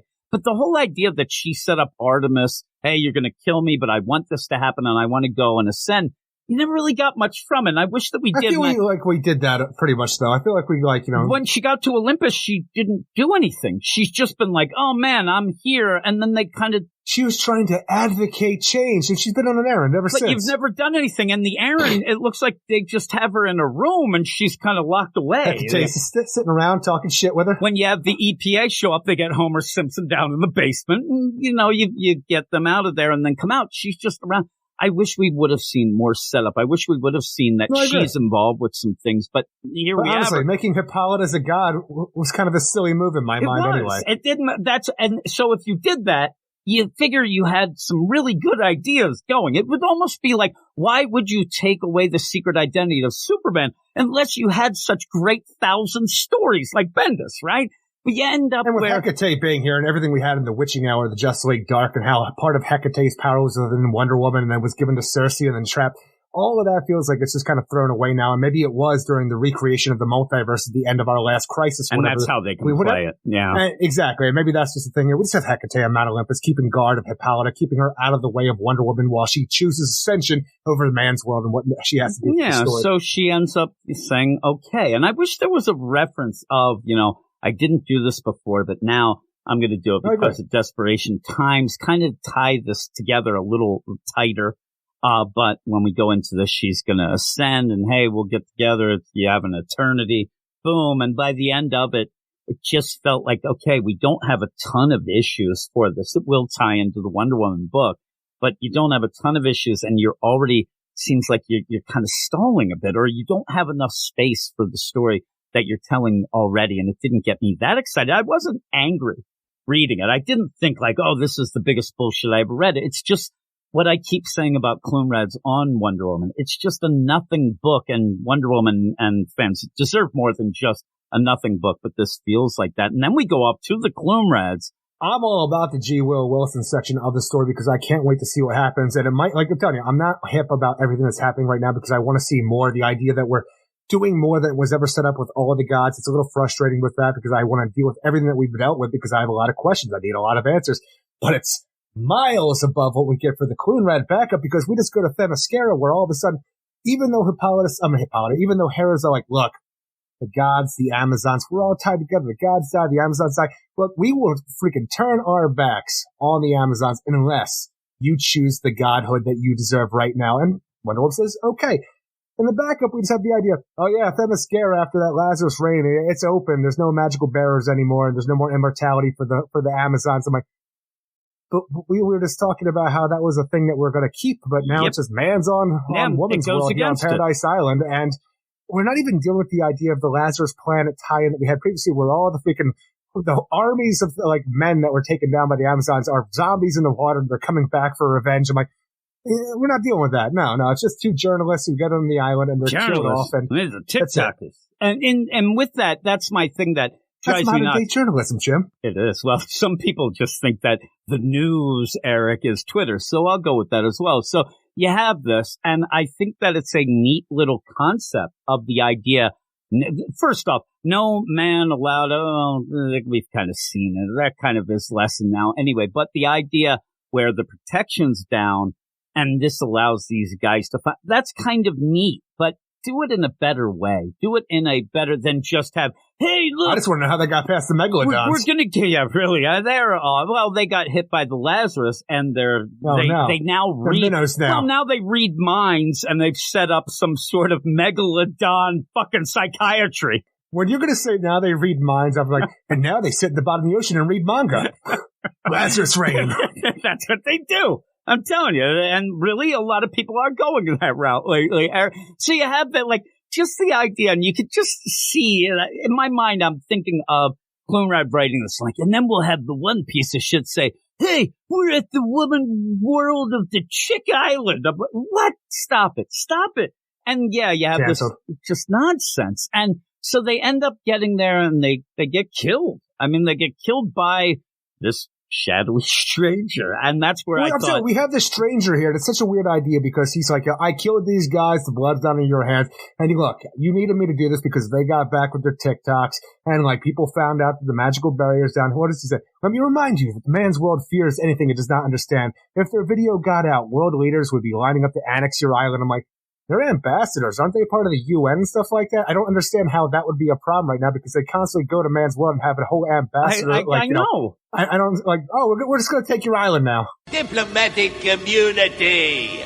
Embassy, not that's the word I was looking for. If I didn't kill them, you would have had to have killed them, and people might have found out. Like, just been revoked. The funny play here is that this stranger is on the island as well. Now, he seems to be protecting he's killing them so that the Amazons don't have to, but he seems to almost be offended that they're on the island and he is there as well and not saying, forgive me for being here. That's why I even kept thinking this has to be Jason. Jason Jim. Was able to do it. I know. But again, it just plays out weird. The whole thing is weird. You end up where I think that this backup is just to be like, well, we'll do this, and we'll also have the Nubia because we have to have something with her, and we'll do Faruka. And I'm like, well, in our main story, our front up, if you will, Wonder Woman ascended to keep all of her sisters safe. She made the sacrifice to turn her back on man's world for all of us. Our stranger is telling our Amazons and Queen Nubia here, hear me, women of Themyscira. Your sacred island is no longer under the protection of the gods. Your magic, your immortality have all been revoked. I'm like, well, that completely goes against what we just saw in our main story. They didn't get the memo yet. Okay, they got to fax it. It's a slow fax. Yeah, I mean, seriously, and with the magic down, I don't know that their fax machine works right now. Who knows, Eric? It's the magic fax. It is. I don't understand technology. Here's the thing. Like you said, I don't mind the front up. It doesn't do enough for me to say, oh, that was a great deal, but I want more. But is it more because we didn't get a lot? Whatever. But that's fine. But the backup, and it's such a bullshit backup, and it's done by the current, now going to be ending writers of Wonder Woman, which makes it even worse. But I almost feel like I don't want to penalize the front up, but you have to, because it is part of the story. And it's not even like a bullshit backup that doesn't matter. This is a part of our main story. Exactly, and it's more than I was going to say something like a Cy Spurrier backup in Detective, even though that ties in. But the big thing of this is... Does it? I don't read it. Doesn't matter. Yeah, really. Seriously, I want to keep my sanity at least intact somewhat. You end up where next week we get Wonder Woman. That will continue on with Coonrad. It's a tie-in book, so you have to take that into account. But with all of that, what would you give it? Ultimately, I look forward to where we're going, but some of the inconsistencies with even the main story, which I look forward to, with the idea that every god in the sphere of the gods is like now taking it back. You know, they're taking it to the streets again for whatever reason. And I just need more overall, because while we did have some setup to like some of the stuff, some of it still feels out of nowhere. The backups completely goes against our front up, but I still look forward to it because I need me some Shazam and Wonder Woman and Shazam doing God stuff together. It's a story that I always want to see, even why, you know, would bother going back and reading The War of the Gods from 1988 or 89, I forget what it comes out. It's not a great story, but the concept's there. It's solid. It's a little overwritten by the end of that story. This one, I need it to be a little bit more written, but I give it a 6.5 out of 10. Yeah, I'm giving it a 6. I did a just the score review. I do these little shorts, Eric, on the YouTubes. It's always allowed to do, folks. Man, jerk. I ended up where people were like, oh, really? You're that high with that? And I'm like, I thought I was being kind of, harsh on it a bit, but I do, like I said, I'm not going to say I liked the front up. I'm going to say it didn't anger me. And I am interested to see how it goes. And it didn't end up, because it didn't anger me, I'm kind of, hopeful that we'll get some stuff and go on. But that backup, just bullshit. But that's kind of what we expect, I think, from the Clunrads. They don't quite understand continuity, even if it means not understanding the front up. They do wacky shit and whatnot. But we'll move on to the next book, Eric. And the next book is a book that I think it's one of those, it's kind of like a side book for us that we've enjoyed, but... What are you talking about? You pulled this off your pull list, you big fucking flip-flopper. I'm saying, we like it though more. We talk about it, obviously. I don't hear anybody else talking about it. It reminds me of like an I Am Batman, and the sales are very similar, unfortunately, or like a Monkey Prince and stuff like that, we talk about it. We want it to get better, obviously, and I had a problem with every issue coming into this with just the idea, I don't know these characters, you're not giving me character work. Kind of changes here. This is actually a pleasant surprise. I'm thankful you don't get Joker Incorporated here. Yeah, that's a weird play, right? And the other weird thing about it is that you go into this, and this probably ends the trade, and it's kind of a weird deal. I don't know, but it is Batman Incorporated, number 6, written by Ed Brisson, art by Michelle Bandini, Rex Locus, and Clayton Coles. And yeah, I actually do get some of the character work that I wanted, something that points out. And at the beginning, I did not know that they were going to spell out, the characters in particular. And then they do. And I'm like, okay, I'm good with this. I think that Ed Brisson's been told, like, nobody knows Raven Red. So in 2 panels, you're going to have to repeat his name twice. I'm saying he's been in the book, but you had these guys off doing weird things, and it kind of got convoluted because you added other characters. And I was afraid of the idea. And also, by the time we're done, I'll try to pull up the names of the Joker Incorporated that will be coming, and I laugh my ass off, Eric, at some of them. You are going to laugh. Alpaca. Well, one of them is the Tap Dancing Man. I'm like, what the fuck is that? The Tap Dancing Man. I'm like, oh my goodness, you did it. It's a pretty cool way to entertain yourself, but nobody wants to do it no more. With that, you could also have the Charleston Man, the harmonica playing man, and the whistler is what I would have there. Man. I'm the Cabbage Patch Man. Well, that would be true. You are a little doughy. So you end up where you go to this, and you start off with, Professor Pig, and he's pissed off, and he is gathering up some villains. He has the Riddler.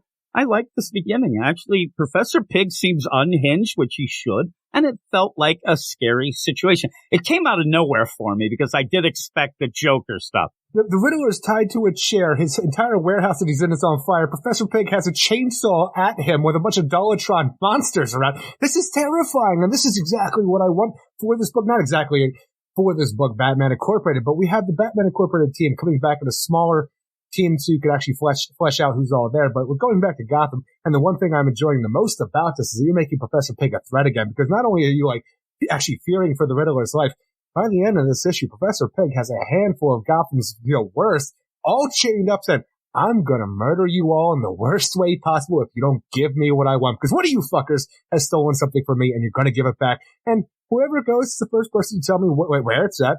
I'll make sure that you live. Everybody else, y'all gonna die. And we need Ghostmaker and the Batman Incorporated team to find out where this item is and to stop Professor Pig before he goes all ham on everybody. Oh my, you did it. I like actually the play where, shit has gone bad. The Riddler's bleeding. He's obviously been roughed up a bit. The place is on fire, and he still can't stop himself. I actually, again, when you're going to do these things, I don't need mind benders.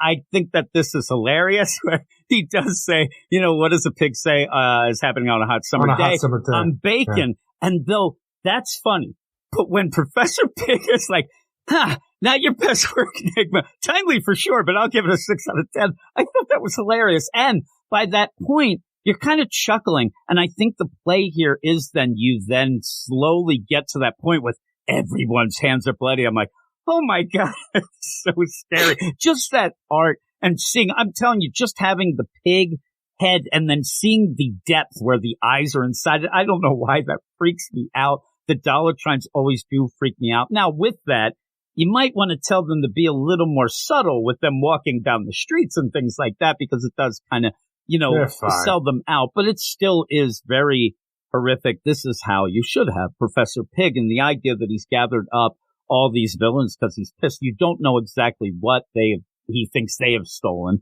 But we find out later it checks, it tracks with it because it's pretty much craziness, right? Well, that's the thing is, too, I might be a little biased here because this is exactly what I wanted for my Professor Pig story, to make him a threat again. If when I was going to do a Batman story, the idea of the Professor Pig, you bring his mother back into it. Is his mom a pig, do you think? No, that's not, I'm not sure if you know what the character is anymore, but. You didn't like that one? Why do you want me to like calling somebody's mother a pig? I thought you would laugh, Eric. I don't know.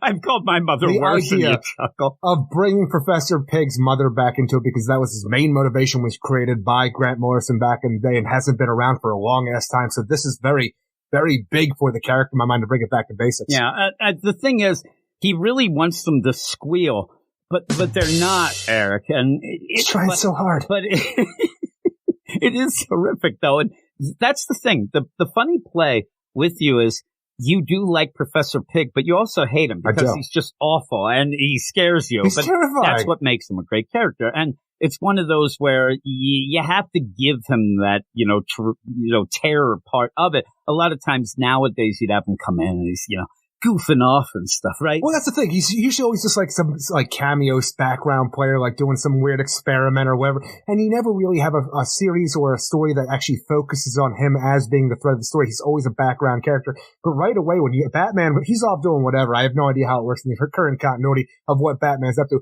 He needs the Batman Incorporated team to come and look in on this while he's doing something else. And just the idea, you have Riddler all tied up at the beginning. By the end, when you have Professor Pig in a meat locker with Killer Croc, freaking Kite Man, Ratcatcher, Riddler, Mad Hatter, Firefly, and Mr. Freeze and Clayface all chained up so he can get information, and he just swears he's going to murder them all if they don't tell him. Like, this is some this is Joker-ass shit, but not annoying because it's not overdone. Again, they don't fully spell out. It's not like you have Ghostmaker say, well, everybody thinks Batman's dead. But it does make sense. With this amount of villains involved, I know that some people rolled their eyes when they heard. I even told you that people were very vocal about, oh, now this book's desperate. We're going back to Gotham. Why would you do that? You want to separate this team from Batman, even though it's Batman Incorporated. But the idea where Ghostmaker says, we have to go back. Batman wouldn't want this to happen. He says, I would rather them just pick each other off. But Batman, and his name's on the building. We're going to have to do this. It makes sense then. And it makes sense because it's so big. When you end up seeing those amounts of villains in there, and not just, Ratcatcher's there. Really?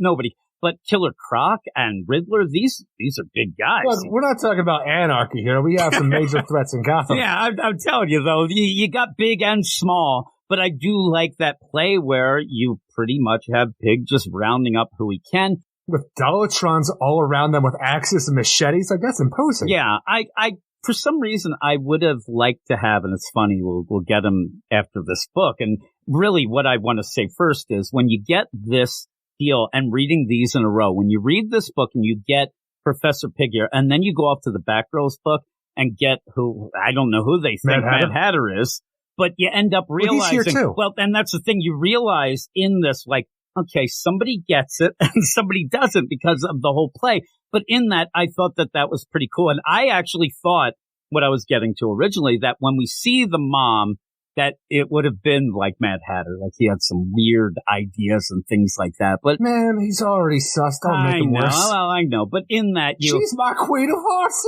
In that you do have these little bit of character work. Curious. You end up having Raven Red. He calls his dad. He's talking about Man of Bats, and that's a little sus character. I wonder if we'll ever see him full out anymore. They don't like to do that. Why?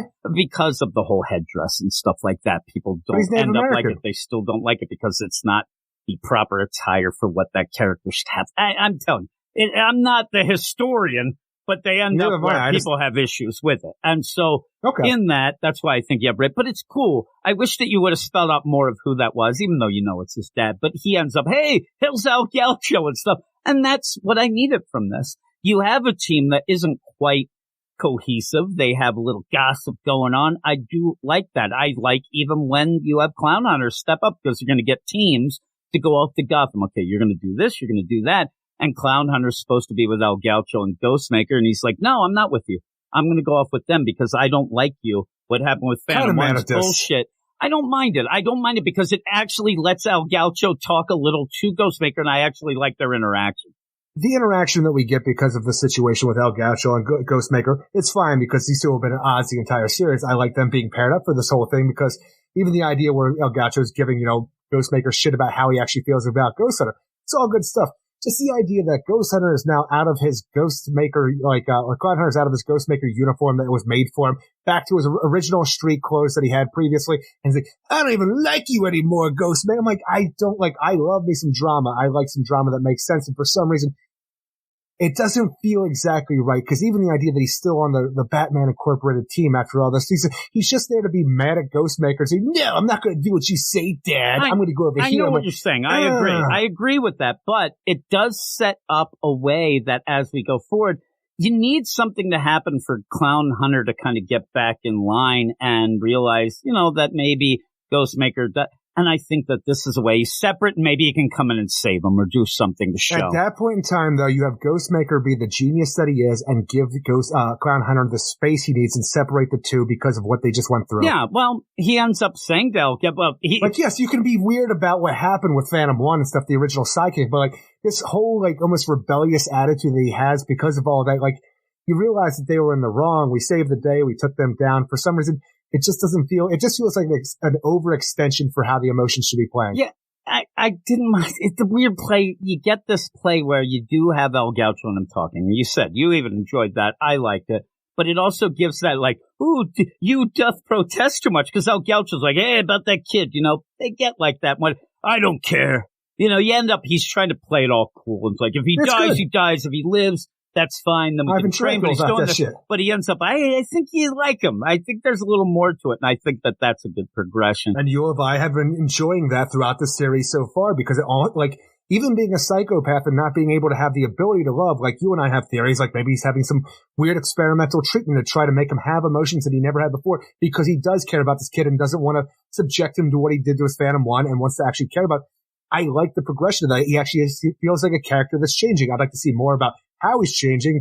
I understand the why he wants to like this kid and show emotion, but that's a great aspect to this book of how he actually feels about this silly ass Clown Hunter. And maybe the other play isn't something, again, that I've been complaining about. Maybe editorial, or he realized, this can't just keep being the Clown Hunter with Ghostmaker show. We have a full team. Maybe having him go off with another team. That's why. You get to see him interact with other things, do other things without Ghostmaker just there. And the thing is, though, he's probably going to run into trouble, but you reap what you sow. Oh, my.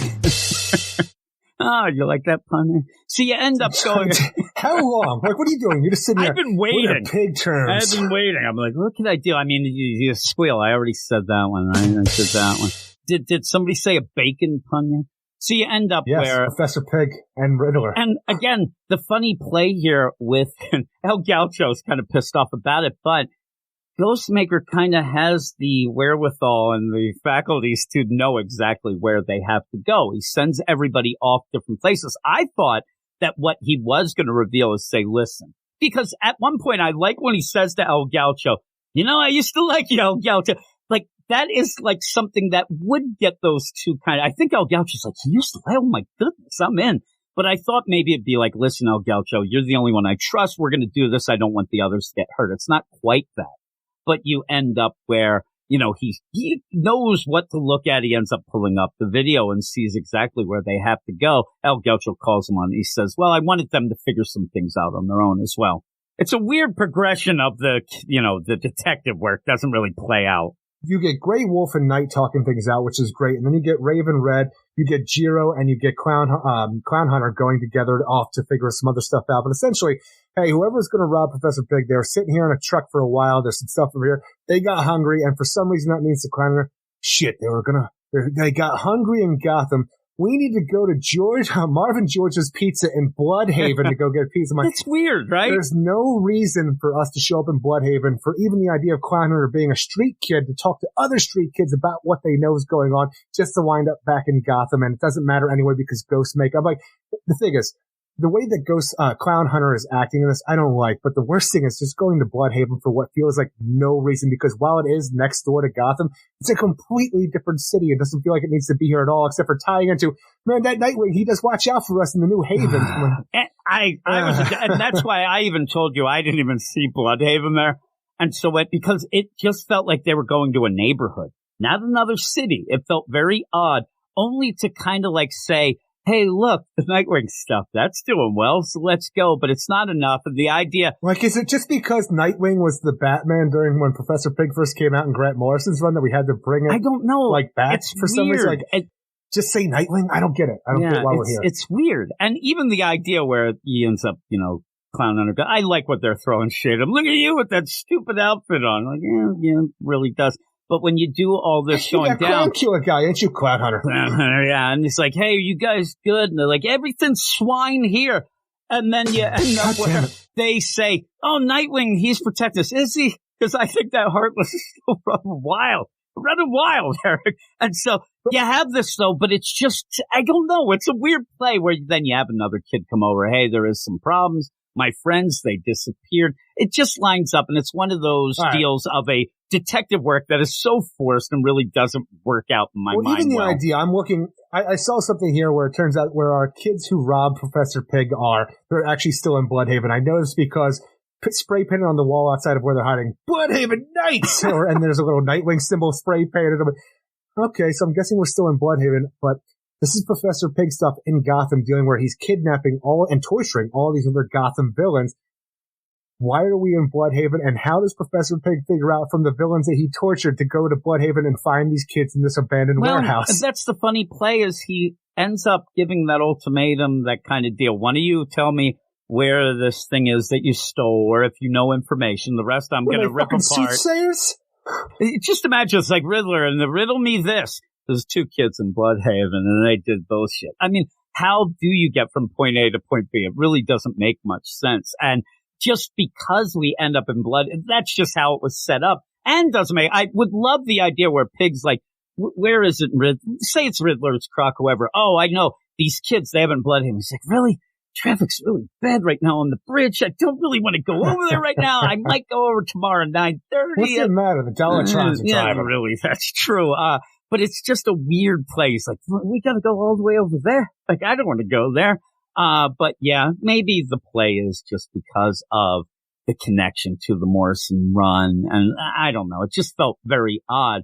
But in that, you do see these kids. And this is where, again, when you have certain books that are, hey, they did detective work, but it's like everything's spot on to get to that deal.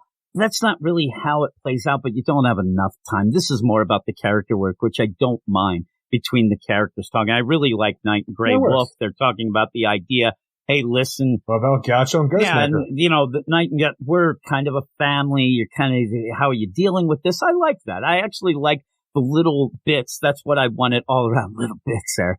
But by the end, I'm into this because of Pig, because he's so horrific, and because of what he's done, and he's losing his mind. And I mean, seriously, Professor Pig on a good day is fucking awful. When he's pissed off and there's his mom, he's going to kill kids. All this stuff runs together. And now our heroes have to get there because he's going to murder 2 teenagers who made a mistake and thought they were robbing somebody for money, when it turns out they have a safe with the made-up figurine of what, Pig's mother is at this point in time.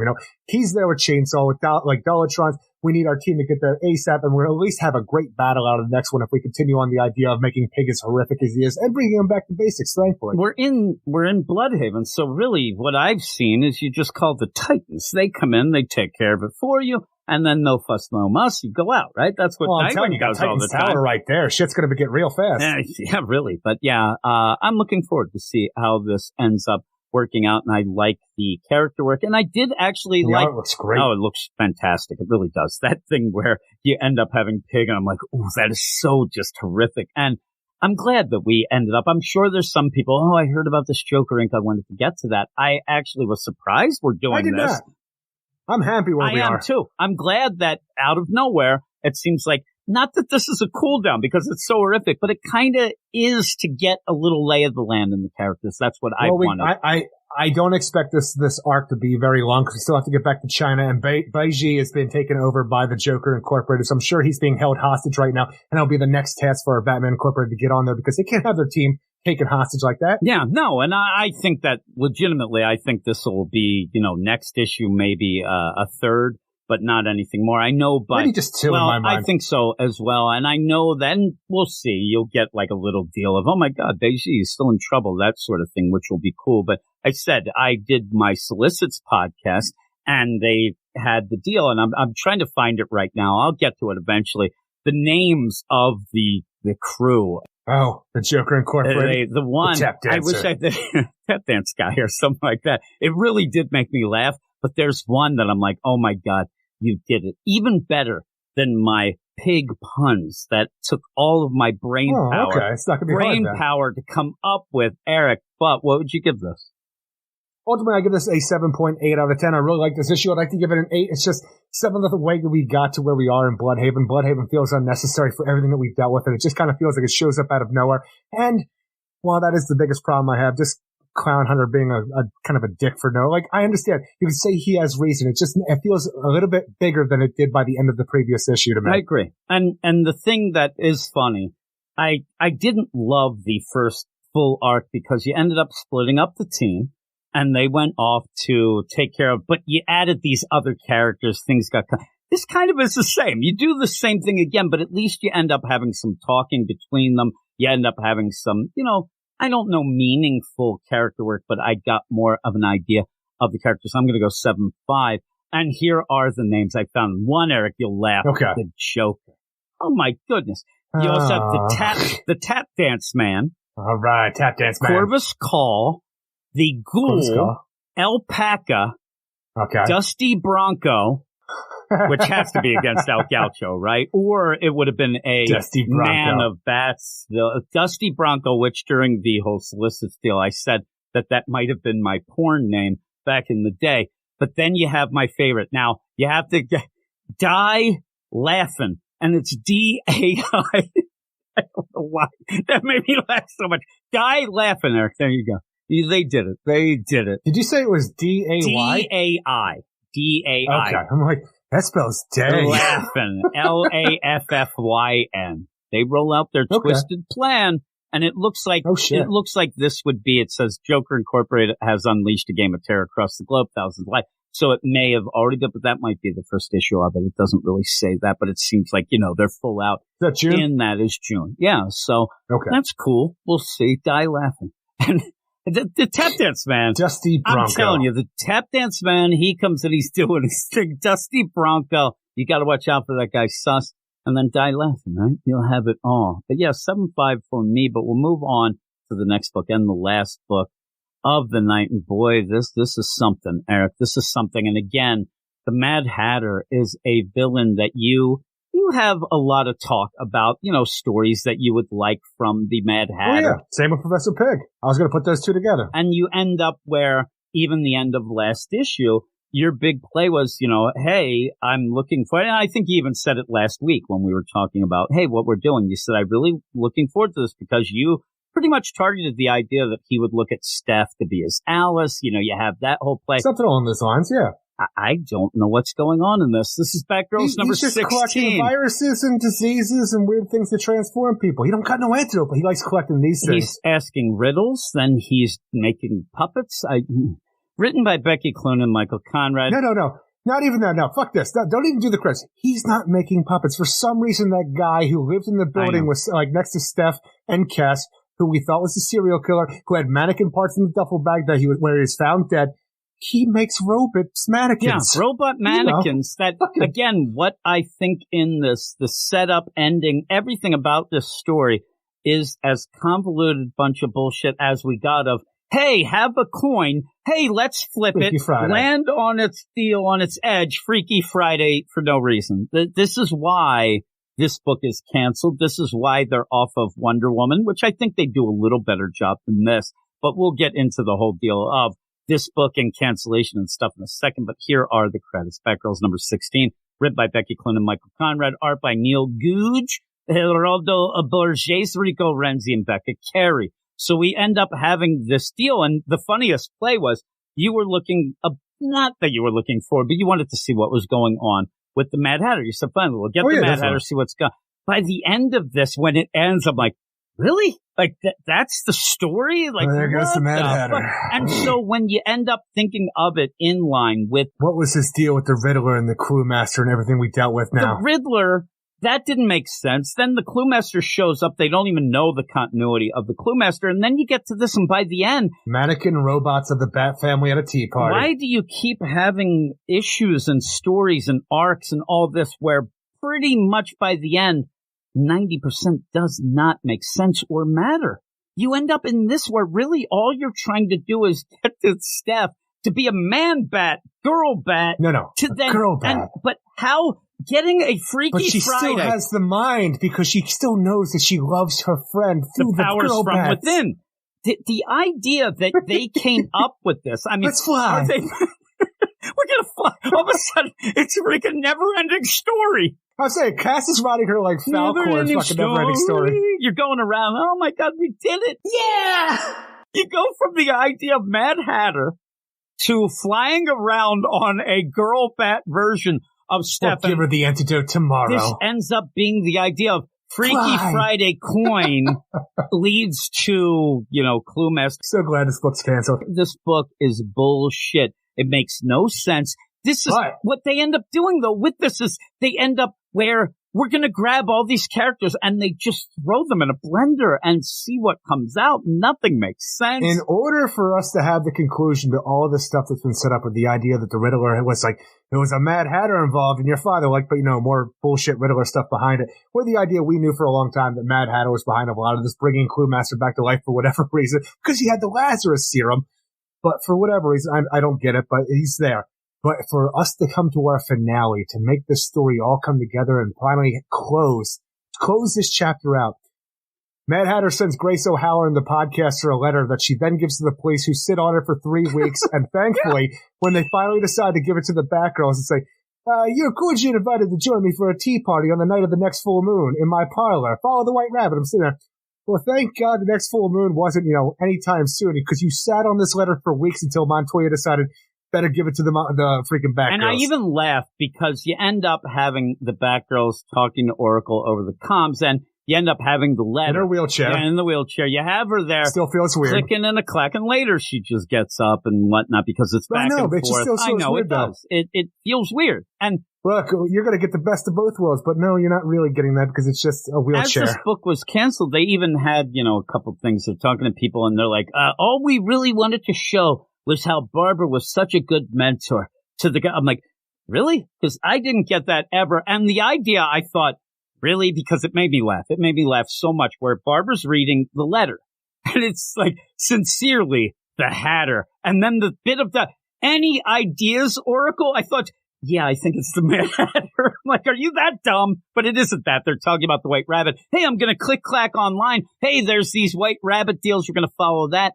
And, okay, we're at this point where you're already a little convoluted. You're already stretching the idea of the police sitting on this. You don't need to do that. They seem to think that explains why they didn't get to this. But no, you just deliver the letter now and you go off. But when they go off and they enter this building where they follow the White Rabbits, I'm expecting something that is, Mad Hatter-esque. I'm waiting for anything. Yeah, you have a tea party. Yeah, but it still doesn't work. And the real play of this is the idea of oh no, we're going to be late. I'm like, come on, stop it. But they go in and not one of these robot mannequin type deals says, I'm not the one with the hand up my ass. I was waiting for that at least one time, but it's not a ventriloquist they're there playing this, and I'm like, fuck, does this have anything to do with the Mad Hatter? What is the play here? And he ends up saying, oh man, I didn't have enough, and this guy ends up dying before he can make the Batgirls, and I thought there was more than just two of you. It doesn't make any sense. Well, you say that, but it's classic. Like, even Harley Quinn's a part of this cadre of freaking, Bat family members. Poison Ivy as well. But you have a Dick Grayson Robin, a Dick Grayson Nightwing, a 90s Catwoman, Red Robin, Tim Drake from the 2000s, Batwoman, Red Hood, and from his New 52 look, Huntress, and like I said, Poison Ivy, classic Harley Quinn, and Batman. Like, all of these, decisions for the Bat family and how they look here feel really weird. Yeah, it feels really weird. Not even a classic Batgirl like you might have. Because it seems like a lot of this feels like retro, because this Robin is obviously like a Dick Grayson Robin for the way it looks there. But you also have the Deep V Disco Nightwing stuff going on. But it doesn't make sense. So when you have this, again, I'm like, well, what's going on? And I don't see the other chairs. It's just, everything's just flying around, and you end up where there's the Mad Hatter, seat yourself. And he's talking through, a phonograph, old-time phonograph deal, and it just, I don't think you can do that with a phonograph. No, and nothing really screamed out Mad Hatter with this. And at this point, I'm thinking my idea, well, he's a hipster, Eric. And I thought the idea, I don't think Eric's going to get what he wants out of this. And I started giggling because these robots being made by that guy who was killed by the serial killer who Steph believed was the serial killer issues ago, it just might as well be saying, oh my God, James, my landlord. Yeah, exactly. It's just thrown in there. Somebody ended up arguing with me again on YouTube and saying that, oh, that was perfectly set up. I'm like, really? I disagree. But what it is a opportunity for the artist to draw these things as robot mannequins. But I'm telling you, the Batgirls beat the shit out of them. With all of this, I mean, the big play here is the tragic death of that guy. Because, boy, he knew what he was doing. This guy was a genius, Eric. He could have made things happen. And now he's dead with the mannequin things he made. So you end up having all this, and it's a fight. What does it matter? None of this matters. You end up having Batgirl talking, hey, we got to find out where Mad Hatter is. I think he might be upstairs. Oh, right. Well, we'll have to figure out how to do that. In the meantime, they're going, and out of nowhere, this phonograph, it opens up and it has a little elixir that says, drink me. You end up with no way, you better not drink that. I don't think I'm going to drink it. I'm not, oh no, I just got gas. The phonograph speaker shoots man-back gas at him. What progression is this, Eric? What progression is the idea that they end up? Oh my God, Steph is a girl bat. Yeah, and I'll give Clone Rats one Change thing. your back, Mad Hatter. Canto got antidotes. Oh no. I don't know what they're doing in this. It just doesn't make any sense. Don't. You know me. I am Cass, your friend. Oh my God, she remembers. We woke up early last week. I told you the dream I had. Remember? It was about when I was all alone, before I found this family, before I found you. Oh my God, I reached to the girl within the bat. Oh my goodness, she was in there all along. And I love the idea of I was all alone before I found this family, before I found you. remember what you said? Remember what you said? I was afraid of being alone. Oh, really? There you go. I mean, I thought maybe they have to go to Power Girl for that revelation, right? With the mind reading. And then, yeah, you just have... Don't give my and then you have, Barbara, stop, watch out, you're going to have problems. But then you end up breaking through the ceiling to then have Mad Hatter. I will tell you that a lot of times in this whole run, I haven't loved the art. There are points where I actually do like the art in a cartoony way. Yeah, it's all right. Sometimes it gets a little wonky, but I don't mind it here. But you end up where when you do get face to face with the Mad Hatter, I'm like, are we going to reveal that that's not the Mad Hatter? Because it does not feel anything like the Mad. Again, these. What are you talking about? This guy can brew up another Lazarus toxin, apparently, if he wanted to. He could do that. No more Lazarus juice anywhere in the world, but he can brew up a Lazarus toxin. Yeah, and so he ends up Lazarus. He's also asking riddles. He's having fun. Also, he ends up going one step further than me and mentions a cock of 3. Eric, we have that, not just a cock of 2. This is just Alice in Wonderland You are stuff. just full out hung if you have a cock of 3. So you end up where it almost feels like, again, like the, hey, I'm going to give you a coin, Freaky Friday made no sense. The only reason that you really do have to get that girl bat with Steph is so that she can end up punching the Mad Hatter, but also get places. It just doesn't make any sense in a book. No, it's so we can have that moment. Yeah, well, where the it is. It's just say, for that. We can reach you through our friendship and our family. And this is where, again, I think that the Clone Rads will keep us apart. Batgirls forever. 2 things with Clone Rads staying. It's all bullshit. And I swear, everything is them patting themselves in the back thinking they've done it and they've done shit. And yeah, it's all... The idea that this book is canceled is no shock. It's not selling. But also, you have 2 writers here, in quotes, that don't know the continuity. They barely can get any character right. And this ends up bringing up what they thought Deadman was in the Wonder Woman book. They just end up, or just the idea of throwing Duke of Deception at you for no reason. Then you get, the mirror. Everything is just for this. Hey, look, these characters are here, but they never have a smart way to get them involved. So it's all the Image Maker. Image Maker, yeah, all that.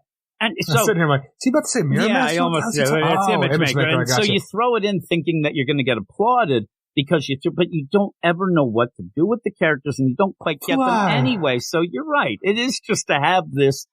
It's kind of a signaling moment. It's supposed to be, but we know that they're friends. We know this. You don't need to do that. We deal with it all the time, but even in the next morning when Mad Hatter's arrested by their police friend, Sigh, yes, we know everything ends, officer. Sadly, even this little soiree. No, I'm telling you, he becomes Hannibal Lecter at the end for no reason. No matter how bad it was, you'll look back and wish that it all lasted longer. Take war, for example. Those scars on your face. Shrapnel, is it not? That's enough. Mad Hatter. And with the way you favor your one leg, I'm guessing you lost the other in combat, correct?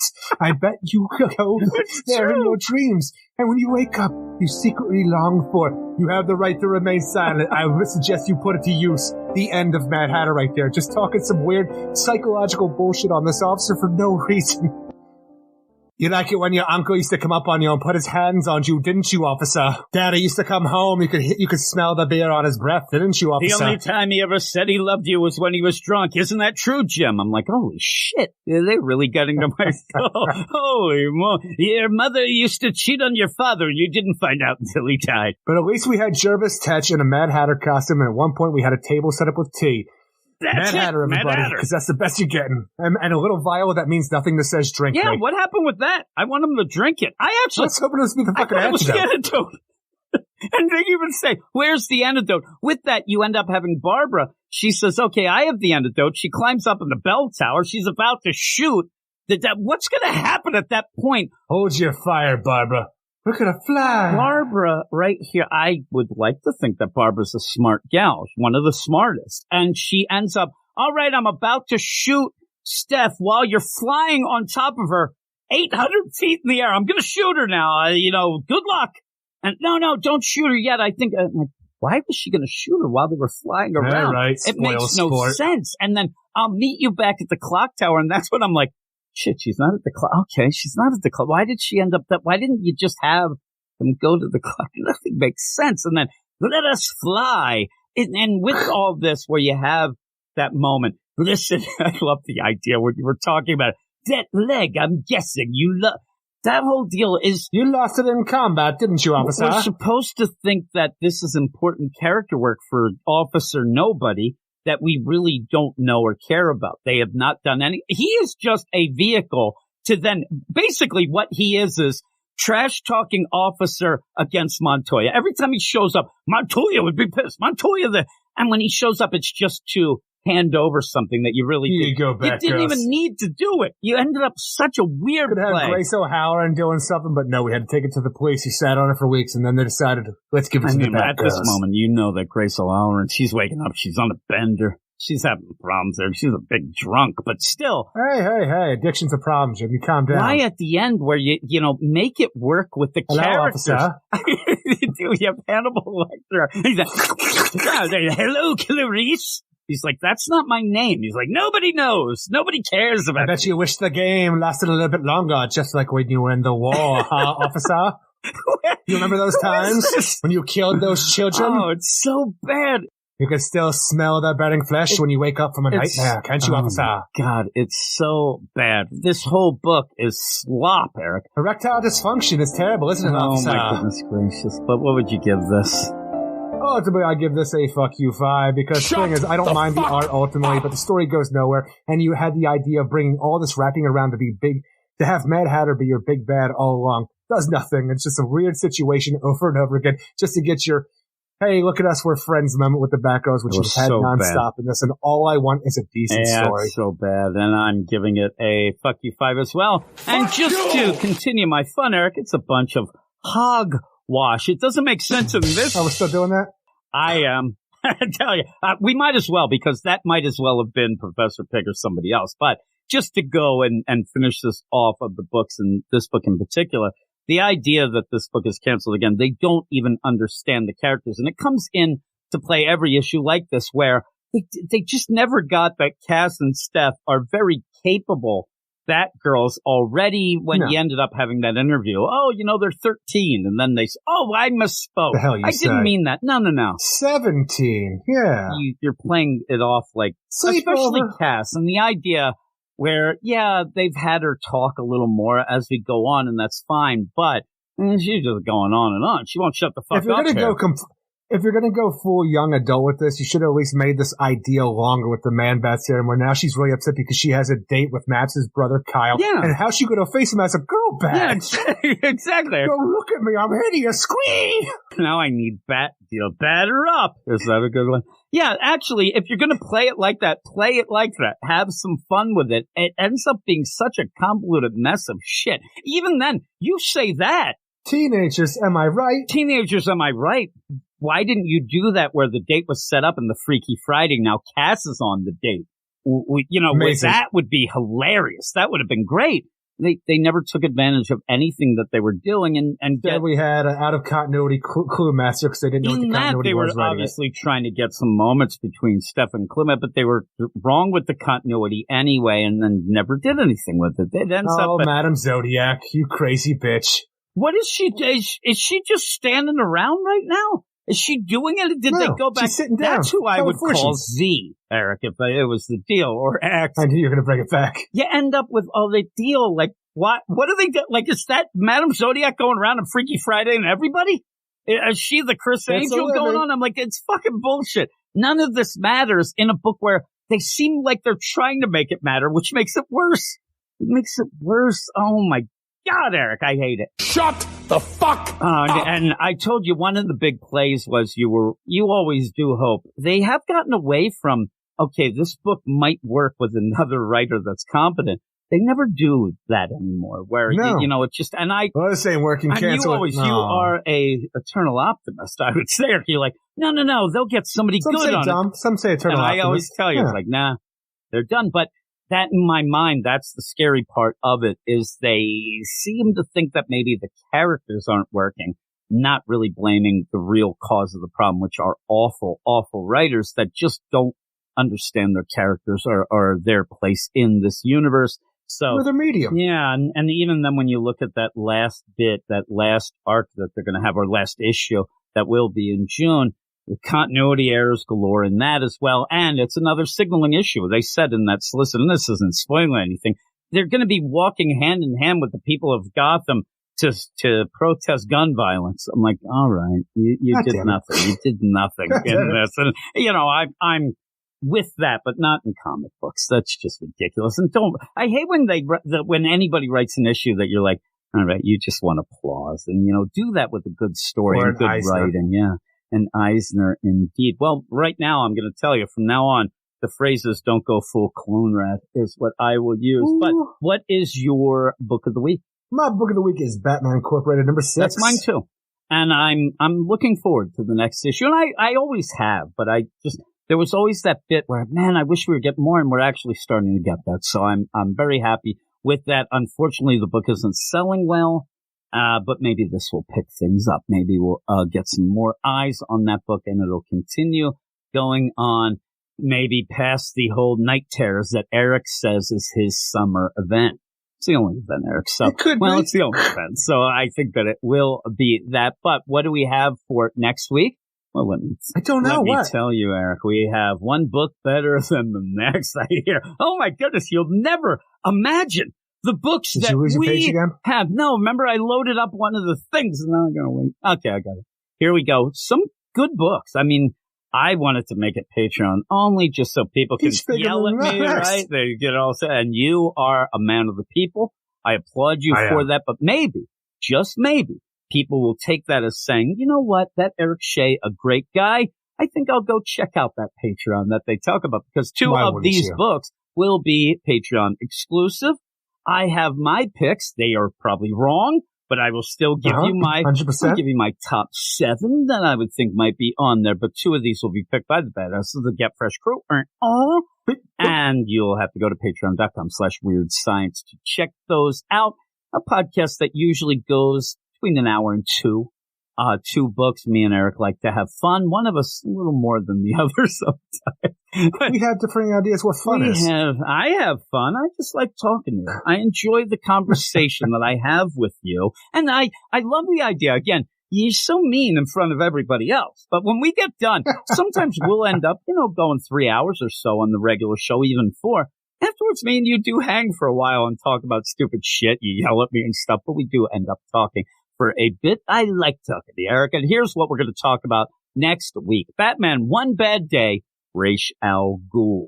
Think that's going to be on the spotlight? Because I do. Yeah, I do as well. That is Tom Taylor, too. And I know that, people love, hate, whatever. But that Ra's al Ghul, is it going to be like somebody's going to ride by in the Batmobile and throw a bunch of garbage and one tear is going to go down Ra's? I know we just have to have a shirtless Ra's and a shirtless Bruce Wayne sword fighting somewhere. And you mean sexy sword fight, right? Is that what you mean by that? How does that mean? I said shirts off, not pants off. Oh, okay. I thought you meant sexy deal, like the strange. I was trying to I thought I had my Pornhub sound, and I don't have it. I don't know where it went. Batman, Superman, World's Finest, number 13, a book that everybody down at the rec center is talking about. Gabe loves this book. He wants to marry it, I think. Watch out, I love Punchline. So he's got his eyes on somebody else here. I ended up, it's weird. I started getting in a fight with some people in the Slack. Not a fight, but I said that I do like the Batman, Superman, World's Finest. I think Mark Waid and Dan Mora's art's incredible. I needed to start picking up and being a little more important, especially that it's set up a bit of that Lazarus Planet that was a downer. So I hope that we start getting that going forward, and they're going to be going off and doing Shazam as well. But it's still a fun book. Shazam! It's still a fun book. You have Catwoman, number 53. I will admit to everybody here, including Eric Shea, that Eric, me and you kind of arguing about that story, but also involving street flavor ramen. It's become a book that I'm looking more and more forward to, but it's a weird play. It's not really a good reason, but still is. I don't know. No. I'm telling you, I was looking forward to it. I thought the idea of Catwoman in jail and Ico doing Catwoman stuff on the outside would have been really cool. It's just, it didn't pan out that way with the next issue after the initial setup. Talking about it. It brings up a lot of wacky ideas. I will give everybody a little heads up, including you. You do get a little more of Ico as Catwoman and get a little setup with that in this issue. So if that's something you're looking forward to, we should get a little bit of that. We have Deceased War of the Undead Gods, number 7. I actually have to admit I forget about this book until it pops up again. Me too. Okay. I really don't have that much to say about it. It's okay. All right, everybody. We kind of like, we're kind of done with the whole deceased. You say that. I'm trying to remember where he left off. I know Mixoplick was causing all sorts of monkey shines. He was, Eric. Didn't he get killed? He might have. Yeah, actually, really, we had the big deal. Spectre Alfred. Oh, Alfred became Spectre. That's where he left off. You're right. That's big. So, yeah, I'm looking forward to see that. Yeah, there. We just needed to remind ourselves. We have Nightwing number 102. We'll see how that. You think Heartless gets killed? I don't. But you end up, as we get closer and closer to the Titans book, I'm thinking, well, I didn't say he has to. You could have somebody else. A zombie, blockbuster comes back for his heart. Oh, my God. Lazarus serum. All of a sudden, he ends up turning into a man-bat. He's flying around. He remembers that he loves everyone.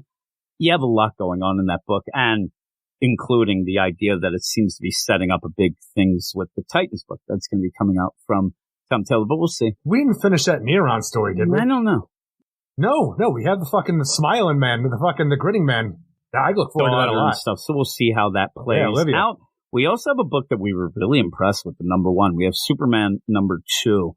And we did like that first issue. So I'm looking forward to that. Superman Corp. Yeah, so we'll see how that plays out. Now, I'll throw out a book here. We're not talking about it on the podcast book for people because a lot of people, we're digging that Swamp Thing Green Hell. But the idea that the second issue ended up being delayed for a year. God, JSA, don't do this to me. And a lot of people actually ended up saying, like, I'm not going to get involved because that number 3 is never going to come out, whatnot. It comes out next week. So if you were in that boat, never comes out. And the Flash 795, I wish more people do seem to, realize that Jeremy Adams is doing good stuff, but I still don't hear a lot of people talking about the 1 Minute War, but we're enjoying it. We had some fun. I mean, really in that, almost like the play of Spectre Alfred. Badass Jake Garrick has a big ass gun. At the end, we were so big on, and his big ass gun and all that. Oh, it's going to be cool. PFG. Yeah, it is. And then we have Wonder Woman number 797. Oh, man, it's going to take it to you. Which I do enjoy when you have a big story that this is supposed to be. I do like where we have the tie-in next week and then we go, so we don't have to wait too long because I forget about things. Shazam! Yeah, and so hopefully we'll get more of that. And maybe even find out, what's up with Themyscira and the Well. What about the Well of Souls, Eric? Do you think by the end of all of this, we'll get some sort of answer to what's going on with the Well? Didn't the Lazarus Rain start screwing Doom's doorway again? Yeah, I think it would be cool to see the Lazarus come up the Well of Souls and nonsense. Well, now I say that, all I can think of those pirates coming up. What the fuck happened to them? Ghost pirates. Hercules. I mean, that's pretty cool. We didn't get much of that. What happened? But I would say that in my heart of hearts that I want to say that they'll grab that Superman number 2, but I do think we'll get Deceased War, The Undead Gods 7, and Batman One Bad Day, Ra's al Ghul. That would be what I think that the badasses would pick. Do you have a pick, Eric? What do you think? You think that's pretty good picks, right? I forget everything you just said, honestly, about everything that's coming out next week. I'm going to say Wonder Woman and Ra's al Ghul. That'd be cool, but most of the One Bad Days seemingly have been on the spotlight. They've been grabbing that. And which actually it's not a bad thing. We get done an extra size issue ahead of time. We have a little more. But Deceased is a good pick too. But I feel like that's usually on the main podcast. Yeah, we'll have to see. But again, if you want to get involved and listen to that podcast each Thursday, every Thursday. Also, our main podcast that you're listening to right now comes out a day before. It comes out Saturday night into the morning, but still it's about a day early. That is something that you can get by joining the Patreon, as well as a bunch of other shows like a Walking Dead comics reading club, a Hellboy reading club, a events pod. 2 hard quizzes. A quiz that people bitch and moan, but I'm telling you, that thing, you know how I am, Eric. I mean, I do. What is the percentage that you think I was about to delete that fucking post to tell everybody that's true? Because, Eric, it was 100, and then I pulled back. It was now 99. I'm still 99. Thinking about it, but I was actually like, screw this. I actually looked. I'm sure people enjoyed it. I did it. I went to bed, and then I woke up this morning thinking, okay, how many people have liked it? And I'm like, none? Like, bullshit. I was so upset. It did break my heart a bit, but luckily I turned into a girl bat and flew around, because then I realized that it was always within me all along. But thanks, everybody, for listening. I'll say it one more time. If you want to help us out for everything we do here and get a lot of podcasts in return as well, I'll say that. But go to the patreon.com/weird science. But Eric is right. We always forget It's not something we push. We end up, if you like the podcast, you like what you hear, please go and rate and review it anywhere you can do that. Where you listen, it does really help out. And if you do it anywhere besides for iTunes, let us know about it, and we'll give you a shout-out on the show. And we will give a shout-out to anybody who does that. And so with that, I say iTunes. It's Apple Podcasts now forever. Boomer. You end up where all that, it does make us realize, okay, some people are listening and they like it and whatnot. And if you don't like it, you throw shade or whatever, and we'll keep your mouth shut. We'll see what's going on. And also, again, if you want to email, because we'll talk about any email as well, email us at weirdsciencedccomics@gmail.com. We like to hear from everybody, rate and review, all that. But that is that. Eric, what do we say at the end of the podcast? Everybody have a great week. Keep it weird. And we'll see you in 7. See you in 7. You are all weirdos. Weird science is the revolution. Weird science is the revolution.